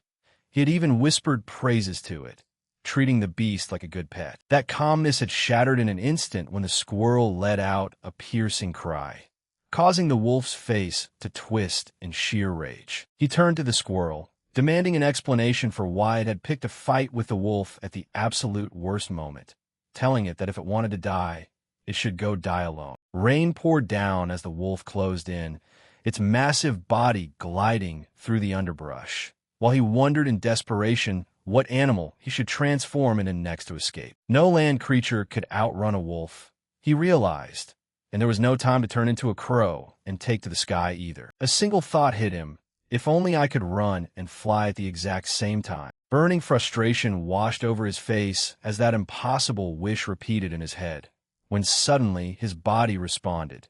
The squirrel form he had just transformed into blinked in confusion, letting out a small, puzzled squeak as something shifted. The wolf closed in, letting out a low growl and grinning menacingly, certain its prey had run out of room to run. But the ground vanished, and he soared into the open sky, sunlight breaking through the scattered clouds above the canopy. Claws gripped the stone as he clung to the cliff face, breathless yet safe, relieved that the chase had finally come to an end. Looking at his own reflection in her eyes, he realized what had just transpired.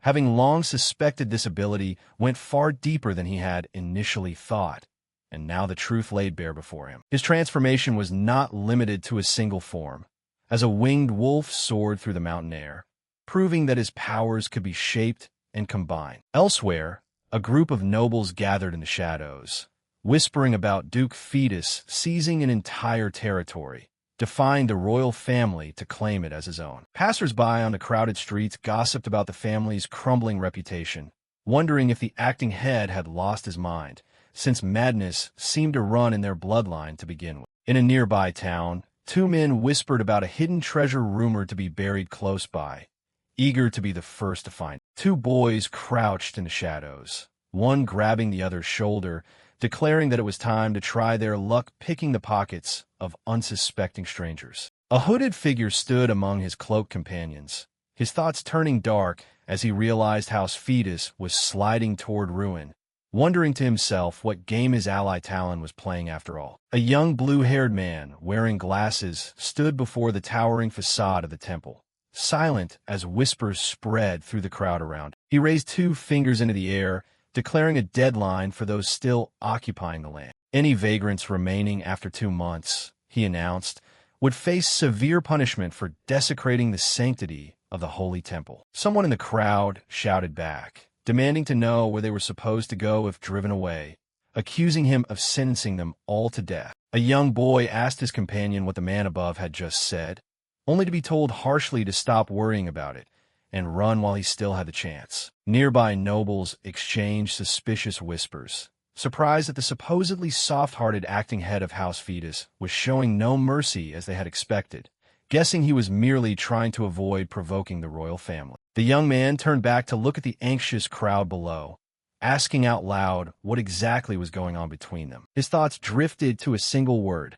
hospital. He announced that House Fetus intended to build a hospital right on that land, promising to personally train the vagrants in medical arts so they could become the staff. Confusion washed over his face as scattered voices in the crowd called the plan absurd, asking why it wasn't the nobility who should be teaching and learning medicine, while two nearby ladies sneered, mocking the thought of anyone sending people to learn from a family already in ruins, certain it would only drag them deeper into collapse. A hooded figure walked through town, privately noting that with the Fetus name being shunned everywhere, the chances of this plan succeeding were practically zero. The blue-haired young man admitted to himself that he had overestimated one person's ability to help, deciding that perhaps he should simply stop relying on him. A booming voice cut through the moment, demanding to know who dared laugh at that man, instantly silencing the doubters. A lavishly decorated carriage rolled down the street,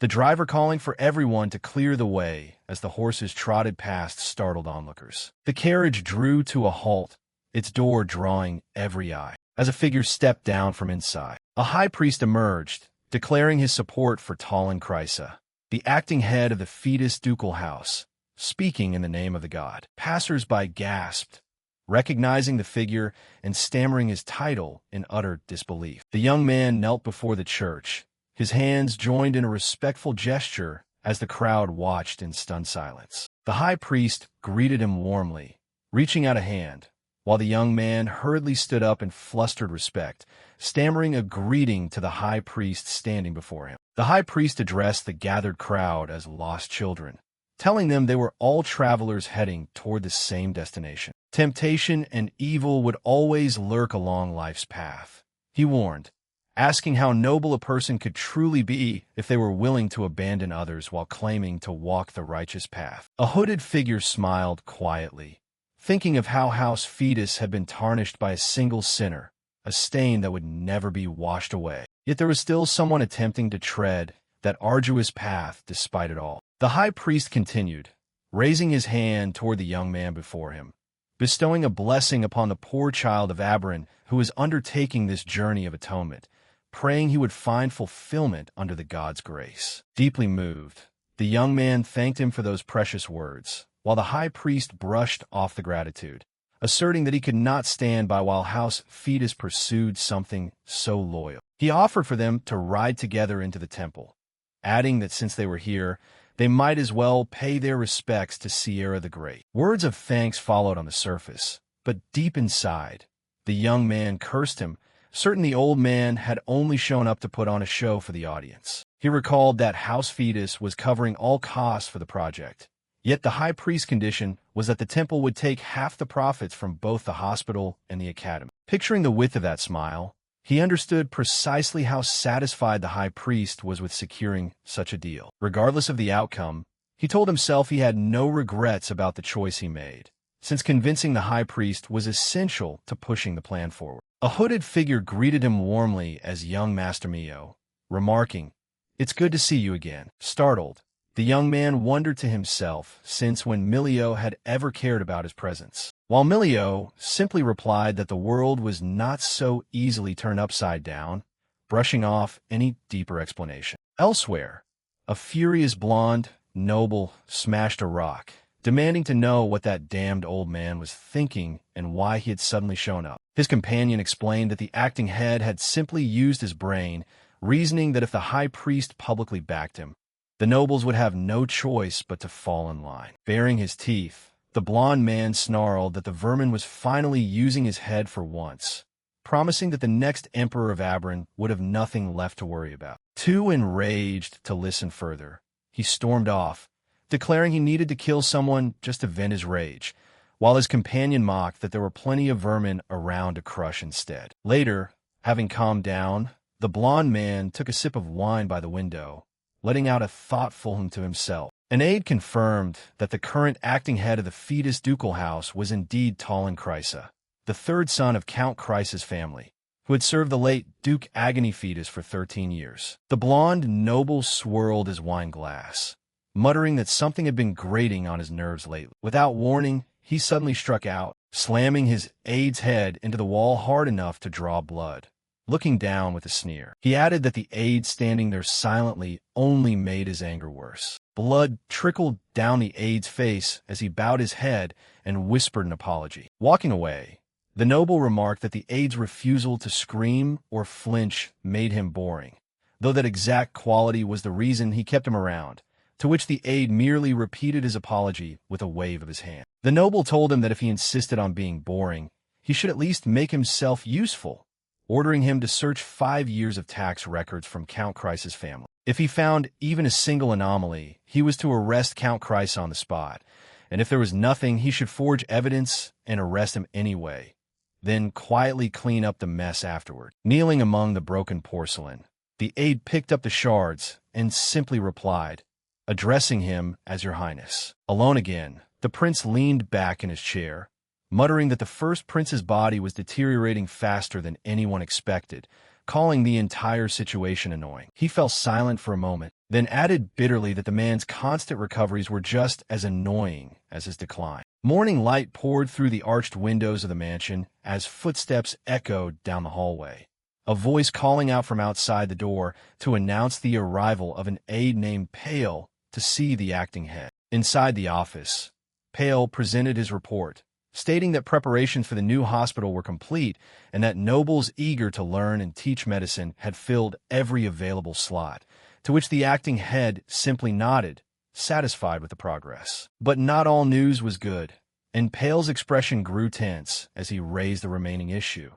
That vagrants were still crowding the central district, and with the 2-month deadline to clear them out rapidly approaching, Pale suggested sending word to the Knight Commander to mobilize troops for a cleanup. The acting head refused, saying there was no need to drag Jack into this, as he already had another plan in mind. Pale took the order without question, adding one last piece of news before leaving. A letter had just arrived from House Krysa addressed directly to the acting head, who unrolled the scroll himself, surprised that his birth family had taken the initiative to make contact, suspicion creeping into his thoughts as it was clear something was being set in motion at such a late hour. The contents of the letter were revealed. O.A., the heir of House Krysa, intended to personally visit the fetus ducal house. The acting head's composure cracked for a moment as the word brother escaped his lips, carrying disbelief at this unexpected move from his estranged family. 2 weeks passed, and in the Krysa mansion, a maid stood trembling before a set of grand doors, hesitating before finally pushing them open to face whatever was waiting inside. Elsewhere, a cup of tea was poured quietly. Steam curled into the air as a tense silence hung between two figures, preparing to discuss matters far heavier than the drink between them. Ego Krysa, the eldest son of House Krysa, sat comfortably with his tea and delivered the grim news that Count Krysa, their father, had been placed under house arrest the previous night. The reason was given right after.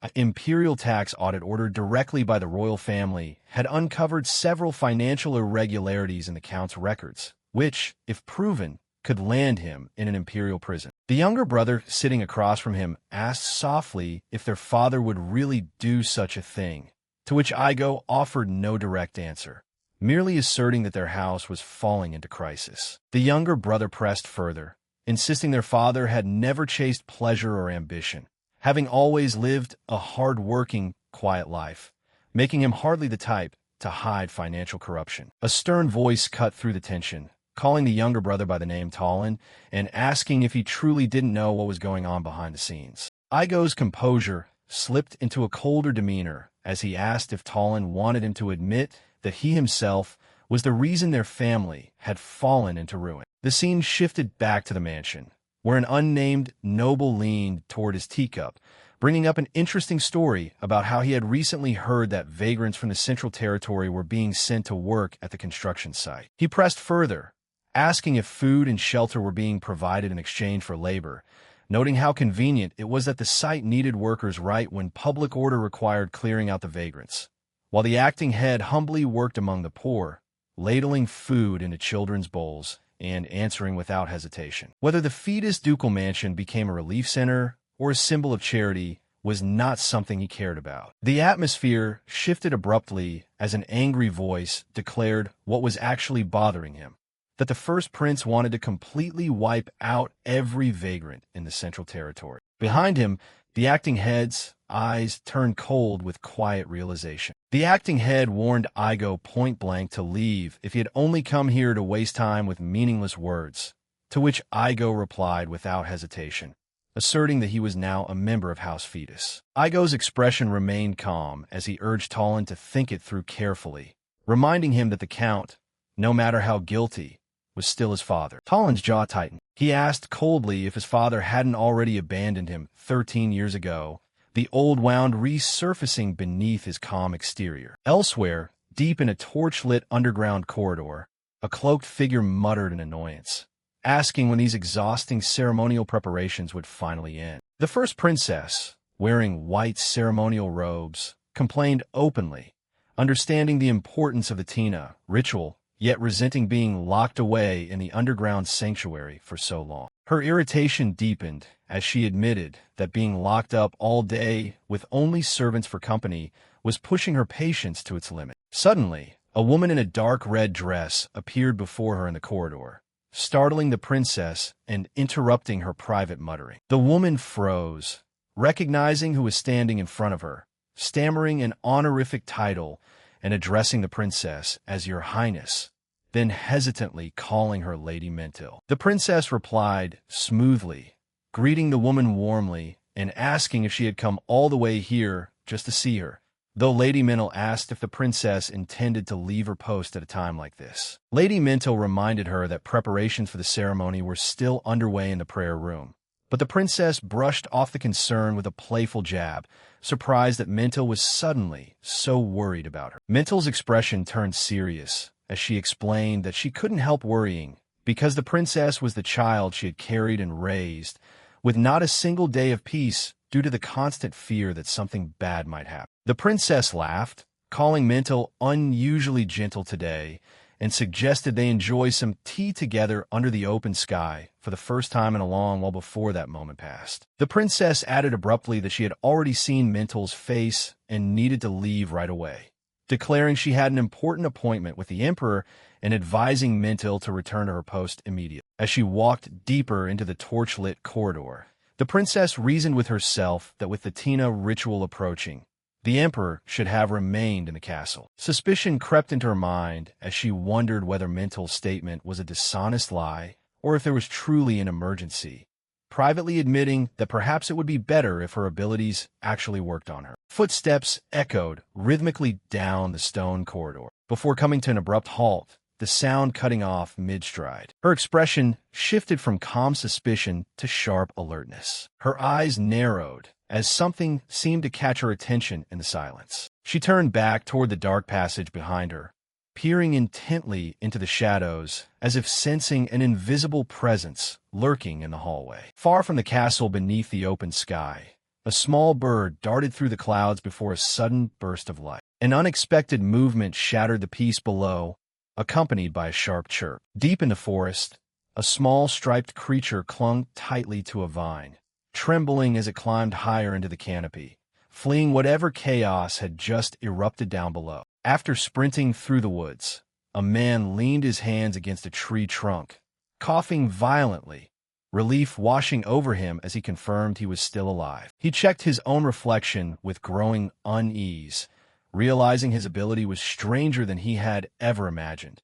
He couldn't just transform into animals, but could combine different species at will. Staggering forward, he wondered aloud how such a powerful ability could come without a price, sure that some kind of drawback had to be hidden beneath the surface. Sweat dripped down his face as he pondered the possibility that overusing his power might be shortening his lifespan.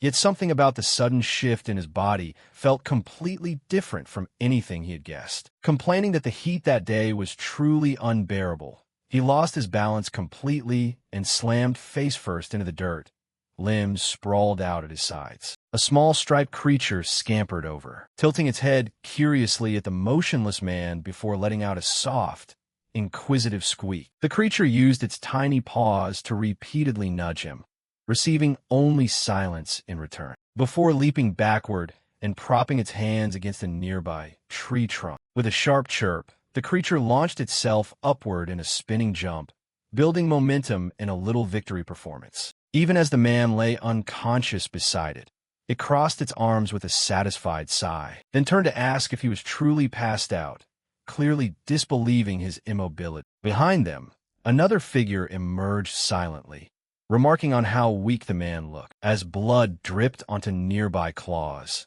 the small creature turned around with a start, only to face a giant wolf, its jaws open wide in a deafening, furious roar. The wolf snapped at the smaller creature, ordering it to shut up and pointing out that the man was clearly just sleeping, sparks of static electricity crackling between them. The small creature snapped back, accusing the wolf of holding a grudge just because it got bitten earlier while only trying to play for the first time in ages. The wolf lowered itself defensively, whining as it explained its point, gesturing toward the unconscious man lying just out of reach. The small creature burst out laughing, unable to contain its amusement at the wolf's reaction, practically glowing with delight over having successfully annoyed it. The wolf's expression shifted completely, its playful anger replaced by something far more vigilant as its eyes locked on something invisible, its breathing heavy. A glowing, ghostly figure rose from where the man lay,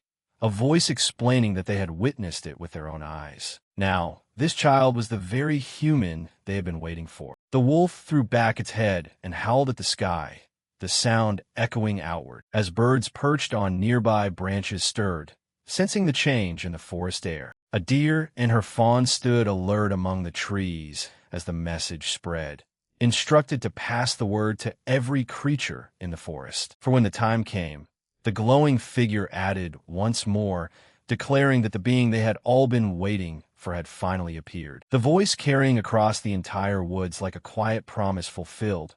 While still weak, the man slept on the grass, his body bathed in golden light, though the peace surrounding him would not last much longer. In the capital, two men sat relaxing near a walkway in a lush garden, chatting about the rumors surrounding the powerful fetus family, having heard that the family, famous for its wealth, was building a hospital nearby. But rumors now claimed they had also begun work on a shelter for the homeless. And sitting on a marble balustrade looking down at the palace garden, a messy-haired blonde youth with dark circles under his eyes stretched lazily, while beside him, another blonde man crossed his arms, dryly remarking that the commoners seemed to be deliberately pushing his companion's buttons, comparing their persistence to a swarm of insects that remained insignificant no matter how numerous. The first man's expression darkened as he sneered that those bothering him were mere beggars unworthy of being compared to his status, muttering in annoyance that the more he thought about it, the greater his irritation grew. He continued venting, saying that if the original plan had gone smoothly, those troublesome commoners would have been dealt with long ago, and by now he could have focused on his next ambitious project. Just then, a servant rushed over, startled to find both princes present, bowing low and greeting the royals with formal respect, while the first prince sprawled comfortably on a stone bench, acknowledging the coincidence with a smug remark about happening to run into them here. The servant praised the lounging prince, saying he had performed magnificently during the recent evening ceremony, marveling aloud at how extraordinary his mana strength was. Emboldened, the servant confidently declared that this prince was clearly the one destined to shape the future of the Aberrant Empire, while the second prince, standing nearby, crossed his arms, agreeing without a moment's hesitation. Later, alone with his thoughts, the first prince smiled in the dark, admitting that when the day of his ascension finally arrived, his feelings would be mixed, filled with joy, yet tinged with sadness, since it meant seeing less of his beloved younger brother. The scene shifted to a tense exchange between that same prince and a third younger brother, sweat visible on the youth's forehead as the older brother demanded his loyalty once he became emperor, asserting that the younger brother must fulfill his duties in the distant border regions of the empire, leaving the youth's face pale as he stammered a question about being sent to the border. Anxious, the young prince agreed to accept whatever role he was assigned as long as it was entrusted to him, while behind them, the second prince listened with a knowing smile, aware that new emperors traditionally granted positions to their siblings upon taking the throne, a custom meant to prevent future power struggles within the royal family. Alone, the second prince reflected bitterly that his older brother had practically sealed the poor third prince's fate in that moment, ensuring he would be banished from the comforts of the capital to spend the rest of his life in the harsh borderlands. Strolling down the garden path in the sunlight, the second prince acknowledged a deeper truth. His eldest brother had always intended to drive all of his younger brothers out of the capital, and ultimately everyone else too. That is, except for one specific younger brother. After which the two brothers spoke candidly, one scolding the other for revealing the truth to their younger brother so soon, saying it made him look unnecessarily pitiable. The other replied that if exile was inevitable, an early warning was more merciful, followed by a playful jab as one suggested the other hand over his own demanding position as the emperor's aide to their exiled brother instead, a suggestion met with a sharp, sarcastic response admitting that escaping such an exhausting workload actually sounded quite tempting. Changing the subject, one prince asked if the other had given further thought to something mentioned previously, specifically regarding a bold, glasses-wearing man connected to House Fetus. The other recalled the man casually, admitting his impression of him wasn't bad at all as he smirked. One of the brothers suggested that instead of sitting idly and remaining passive for an entire year, causing a little trouble would be far more entertaining. The narrative shifted to a carriage speeding through the city streets, its passengers discussing business. One mentioning a newly discovered coal mine in the Southern Territory currently owned by a noble named Baron Jones, revealing that Baron Jones had once borrowed a large sum of money from the Fetus ducal house. Orders were given to convert the accumulated debt and interest into official management rights over the coal mine itself, and an aide nearby immediately took the command, addressing his superior as the acting head. In a subsequent meeting, the acting head asked for a status report on the mine workers, and the aide anxiously admitted that following the recent speech, several employees had temporarily abandoned their posts, hinting at the unrest simmering beneath the surface of the family's ambitious expansion plans. The acting head of the Fetus ducal house reported to his superior that the Central Territory project had brought stability to the region despite earlier obstacles, and the companion sitting across from him nodded, ordering them to continue monitoring the situation closely. The subordinate hesitated before adding one more piece of news he had forgotten to mention earlier. A message had arrived that very morning from House Krysa, carrying information that clearly worried him, revealing that Count Krysa, the youth's own father, had been imprisoned in the Imperial dungeon. The acting head's expression froze, offering no response. Sitting in stunned silence inside the moving carriage, he reflected bitterly on the timing of the news, realizing it hit on the exact day he had been invited to attend a noble gathering at the request of the royal family itself. His thoughts swirled as he tried to understand the reason for the arrest, reasoning that he hadn't done anything to directly offend the royal family, unless the cause stemmed from the ongoing relief efforts for the vagrants. A dark suspicion crept into his mind. Perhaps the Empire intended to isolate and strangle anyone involved in reform one by one, punishing them as the price for defying the established order they called divine. His companion glanced back with a worried look, asking if he was all right, but the acting head quickly regained his composure,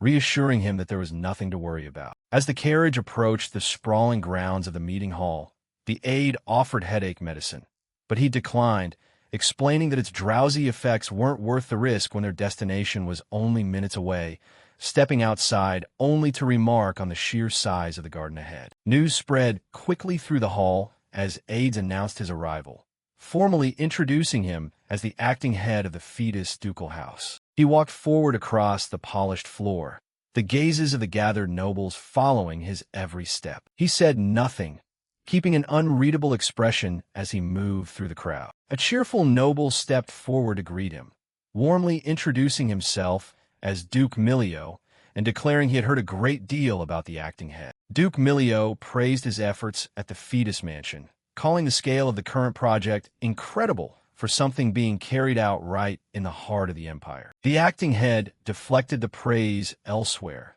giving credit to High Priest Vesper and the grace of the royal family. Duke Milio laughed out loud, mentioning that his own son had witnessed the events unfolding in the Central Territory firsthand, describing the acting head as remarkably calm while standing beside the high priest, his tone shifting colder as he remarked that if the late Agony Fetus were alive to see such an impressive sight, that man would never have dared to imagine betraying the Empire as he ultimately did. Duke Milio continued his jab, suggesting it would take a lot of effort to properly educate the young duke left behind, adding that it would be quite troublesome if he followed his father's footsteps and became a traitor as well. The acting head responded calmly, shifting the subject to Milio's own son, confirming he was referring to the young master he had personally met that day. He described the boy sharply, comparing him to a rat lurking among the crowd with his face hidden beneath a hood, asking aloud if such behavior reflected the upbringing Duke Milio's family prided itself on.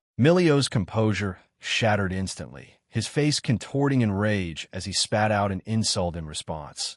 But unfazed, the acting head pressed further, pointing out that Milio must have been relying on Baron Jones's newly discovered coal mine, only to reveal that ownership of that very mine would soon transfer to House Fetus. He added coldly that if Fetus refused to supply minerals from here on out, Milio's own business would run into serious trouble. Milio stood frozen, humiliated and silent, as the acting head calmly advised him to choose his words more carefully depending on the time and situation, then walked past him with his quiet authority completely intact. Inside the grand meeting hall, an announcer called for silence as the massive doors swung open, declaring that the first prince and second prince were making their entrance. The ranks of gathered nobles stood up straight immediately, tension rippling through the room as the two princes advanced, every eye tracking their movements with visible unease. Dressed in matching white and gold uniforms, the two brothers walked side by side across the polished floor, their footsteps echoing in the quiet room. A memory surfaced in Tollenkreis's mind, the first prince's voice cutting through his thoughts as he demanded to know if he felt anything after killing Duke Fetus with his own hands. The prince's cold golden eyes lingered in Talon's memory, sharp and unreadable, staring at him as if searching for some flicker of guilt. Snapped back to the present with a start. Talon flinched, the rain-soaked memories fading as he realized he was standing in the meeting hall once again, sweat drenching his forehead. The first prince took his seat at the head of the long table, officially opening the session and ordering everyone present to be seated. Outside the tall windows, the discussion proceeded forward, concluding matters regarding the empire's border territories before shifting focus elsewhere. The prince directed attention to the ongoing development of the central territory within the imperial capital, asking directly about House Fetus's progress. Talon stood up straight, introducing himself as the acting head of the Fetus Ducal House, ready to present his report. He explained that construction of the new hospital had reached the structural framing stage, while medical staff were being trained simultaneously and relief efforts were expanding to the surrounding slums. The first prince recalled the grand project's origins, remembering he had once been granted the right to develop the central territory beside the temple as a reward for winning the previous hunting festival. He continued, his tone hardening as he recounted how Agony Fetus had subsequently stepped in and snatched that right from his hands, remarking bitterly that this was clearly what had become of it since then. Turning to another matter, he affirmed that recent reports showed public security near the capital center had improved significantly, a claim the second prince confirmed beside him. The first prince credited the entire turnaround to House Fetus's hospital project, remarking that the effort had earned widespread praise among the Empire's citizens. Cracking his knuckles with visible satisfaction, he spoke directly to Talon, calling the achievement commendable and adding that he held high expectations for his future. Standing up with a confident smile, the prince turned to the other gathered nobles, comparing them unfavorably to House Fetus and declaring that a family capable of achieving such results truly deserved continued support from the royal family. Talon bowed his head, expressing that he felt immensely honored by the prince's words and swearing to push the project forward with the utmost responsibility. Leaning in close, the prince shifted his tone softly, remarking that humility was a fine trait, but pointing out that humility alone could not feed the people relying on the project's success. He added with a faint, pointed smile that under royal decree, he had no right to directly interfere in the development project, but suggested that managing a scale so massive entirely alone would undoubtedly place a heavy burden on House Fetus. The first prince reassured Talon that the royal family would provide as much support as possible,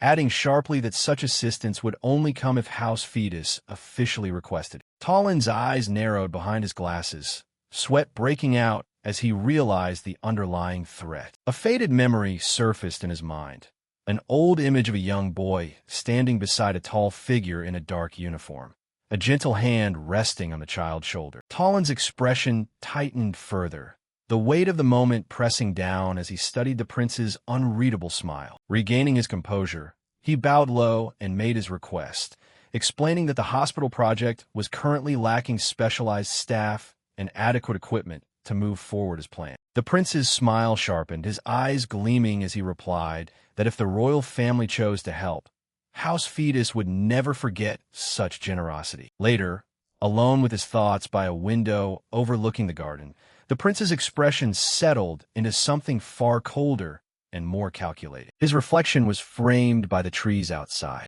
a shadow perched quietly among the branches, its owner reflecting that he hadn't been paying close attention to matters lately, having spent a long stretch of time deep in the forest. Rain fell steadily as a young man in a dark blue uniform stood beneath the dripping branches. A red-eyed bird perched nearby. The noble gathering came to an end, and all the members filed out quietly from the imperial palace's grand courtyard one by one. As he approached his carriage, Talon was greeted by his assistant Pale, who anxiously asked what on earth had transpired inside the meeting. Talon responded coldly, ordering them both to return to the ducal estate immediately, without wasting time on explanations. Before he could step into the carriage, his younger brother Ego unexpectedly appeared behind him, provocatively asking if he intended to leave so soon. Ego remarked that he had already learned about the deal, revealing he heard first Prince Rasha had promised full support for the hospital's construction. The eldest brother told Talon he ought to be grateful for the royal family's grace,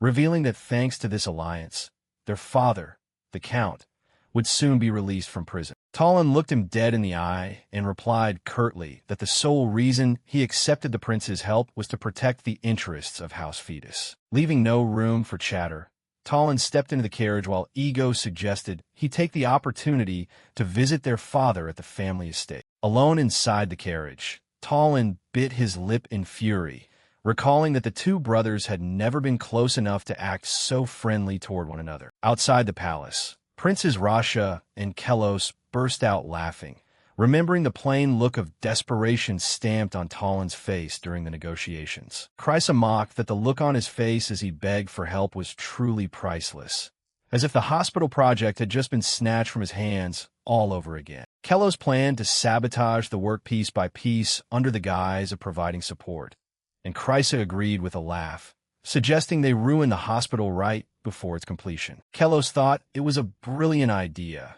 pointing out that if anything went wrong with the project, the entire blame and burden would fall squarely on Talon's shoulders. Next, Kelos proposed heading somewhere private to discuss the next steps in detail. But Chrysa hesitated and suddenly declined, the crown prince clearing his throat softly from exhaustion as he suggested leaving that crucial discussion for another time. Chrysa bade farewell, saying he wanted to return to his private quarters to rest and recover his strength, leaving his younger brother thoroughly baffled. Kelos watched his brother hurry away, feeling deeply curious about the abrupt shift in his behavior. The prince thought about how his older brother had recently been spending far too much time locked away in his room, starting to suspect something was amiss in there. Not long after, in Crown Prince Chrysa's room, the doorknob turned slowly as he stepped inside. Chrysa complained as he walked in that his fantastic mood had been completely ruined by knowing he'd have to look at that unwanted face once more in his room. He gasped in horror as he found himself face to face with Prince Ian sitting comfortably in his very own desk chair, waiting. Chrysa yelled, demanding to know how Ian had snuck in again, and from that reaction, the main character realized the council meeting must have gone very smoothly. Chrysa averted his gaze in annoyance, telling him to just get today's therapy session over with so he could get some peaceful rest. However, Ian stood up and mentioned that before beginning the treatment process, he had a small personal favor to ask of his older brother. Ian asked if the heir could get involved in House Fetus's affairs, leaving Chrysa completely frozen as he realized Ian already knew every single detail. Chrysa tried to justify himself, claiming he only wanted the project to go smoothly, but Ian countered that it was precisely that smoothly part that worried him. Ian revealed he wanted to delay the work for as long as possible to buy time for everyone in the Empire to believe the royal family was backing House Fetus. Chrysa stared at him in utter shock,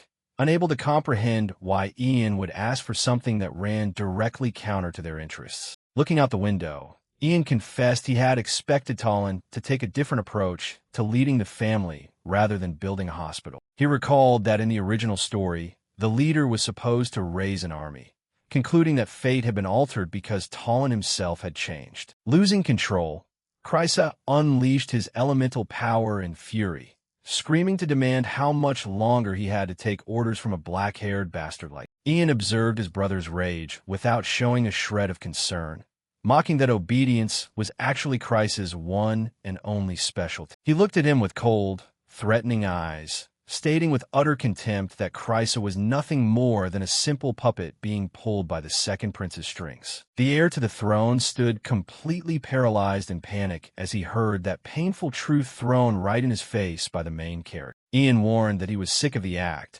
telling his brother to answer quickly whether he understood the order or if he'd have to repeat himself. Back in the office of House Fetus, Talon's pen glided rapidly across the paper as he jotted down notes with a furrowed brow. He continued working relentlessly late into the night, striving to ignore the physical and mental fatigue piling up from a stressful day. Talon pondered Kreis's backing, knowing it only meant the Imperial Palace had turned its attention back toward them in a dangerous way. He was certain the heir's move was actually a malicious scheme to crush House Fetus and prevent them from ever growing strong again. He weighed whether he should seek backing beforehand, but concluded it was still too early and that for now, he simply needed to observe how things unfolded. He weighed whether he should seek backing beforehand, but concluded it was still too early and that for now, he simply needed to observe how things unfolded. Talon also recalled the tight, ironic handshake that had permanently sealed that dreadful and dangerous commitment between them in the main hall. The memory of the Crown Prince's sadistic gaze,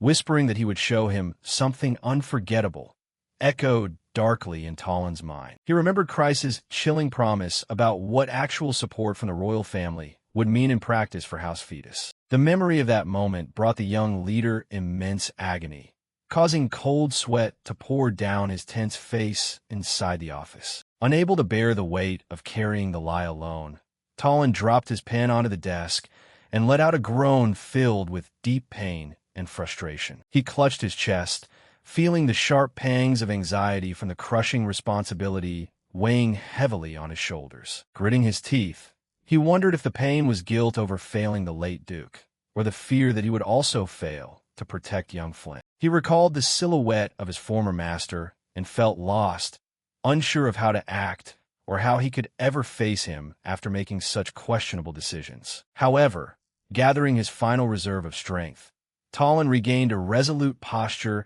and swore to himself that he would do absolutely everything to protect young Flynn. Suddenly, a knock at the door startled Talon, while a child's voice called out asking if he was inside. The young Duke Flynn stepped in timidly and asked if he could come in, remarking, "It's been so hard to see you lately." Talon panicked slightly and tried to stop the boy from entering, saying, "Now is really not a good time." He paused and looked at Flynn thoughtfully for a moment, falling completely silent. Talon apologized to the boy and explained that unfortunately he was handling extremely urgent matters at the moment. Young Duke Flynn was left outside the closed office door, while Talon promised to visit him as soon as the situation calmed down. Elsewhere, the loud clanking of metal chains echoed in a dark corner as someone screamed out, begging for help. Bound in chains, Duke Agony Fetus pretended to be just an ordinary old man, desperately begging them to release him from that place. He complained that he had been locked in that room for over 2 months, asking how much longer they planned to keep him confined. One of the local elders spoke to Leo, confirming they still had no clue how the man had managed to get inside the cave. Leo reported that they found the prisoner unconscious in the middle of the cave, and to this day, he still refused to reveal how he got in. The Duke shouted in annoyance that he had simply lost his balance, fallen off a cliff, and woke up inside the cave the moment he opened his eyes. The temple soldiers maintained that the place was blessed by the goddess Alma, refusing to believe his entry was mere coincidence. The elder stroked his beard anxiously, thinking that if the man was lying, the Empire might uncover this location and invade their holy temple. Leo remarked that the prisoner was surprisingly healthy for his age, coldly suggesting they gouge out his eyes or sever his hamstring tendons to prevent an escape. The Duke fell into genuine panic and begged for mercy, using the excuse that he had a young son waiting for him back home. The elder remained lost in thought before the prisoner's desperate plea. In a cold voice, the head of the temple said he felt sorry for the outsider, but made it crystal clear that he would never leave the sanctuary alive. The Duke broke out in a cold sweat as he heard that by the mercy of the goddess Alma, he would only be granted two possible fates. The elder explained that the first option was to spend the rest of his life imprisoned there, while the second option was to accept immediate death. He asked the prisoner what he would choose when faced with two such cruel options. To everyone's surprise inside the cave, Duke Agony burst into uncontrollable laughter. The Duke told the elder to stop joking, saying they had better stop wasting each other's time. He looked at him with a dead serious gaze, declaring he was far too old to be fooled by such a foolish threat. Leal observed the prisoner's fearless reaction and asked exactly what he meant by that. With a confident smirk on his face, the Duke revealed he was absolutely certain they had no right to execute him.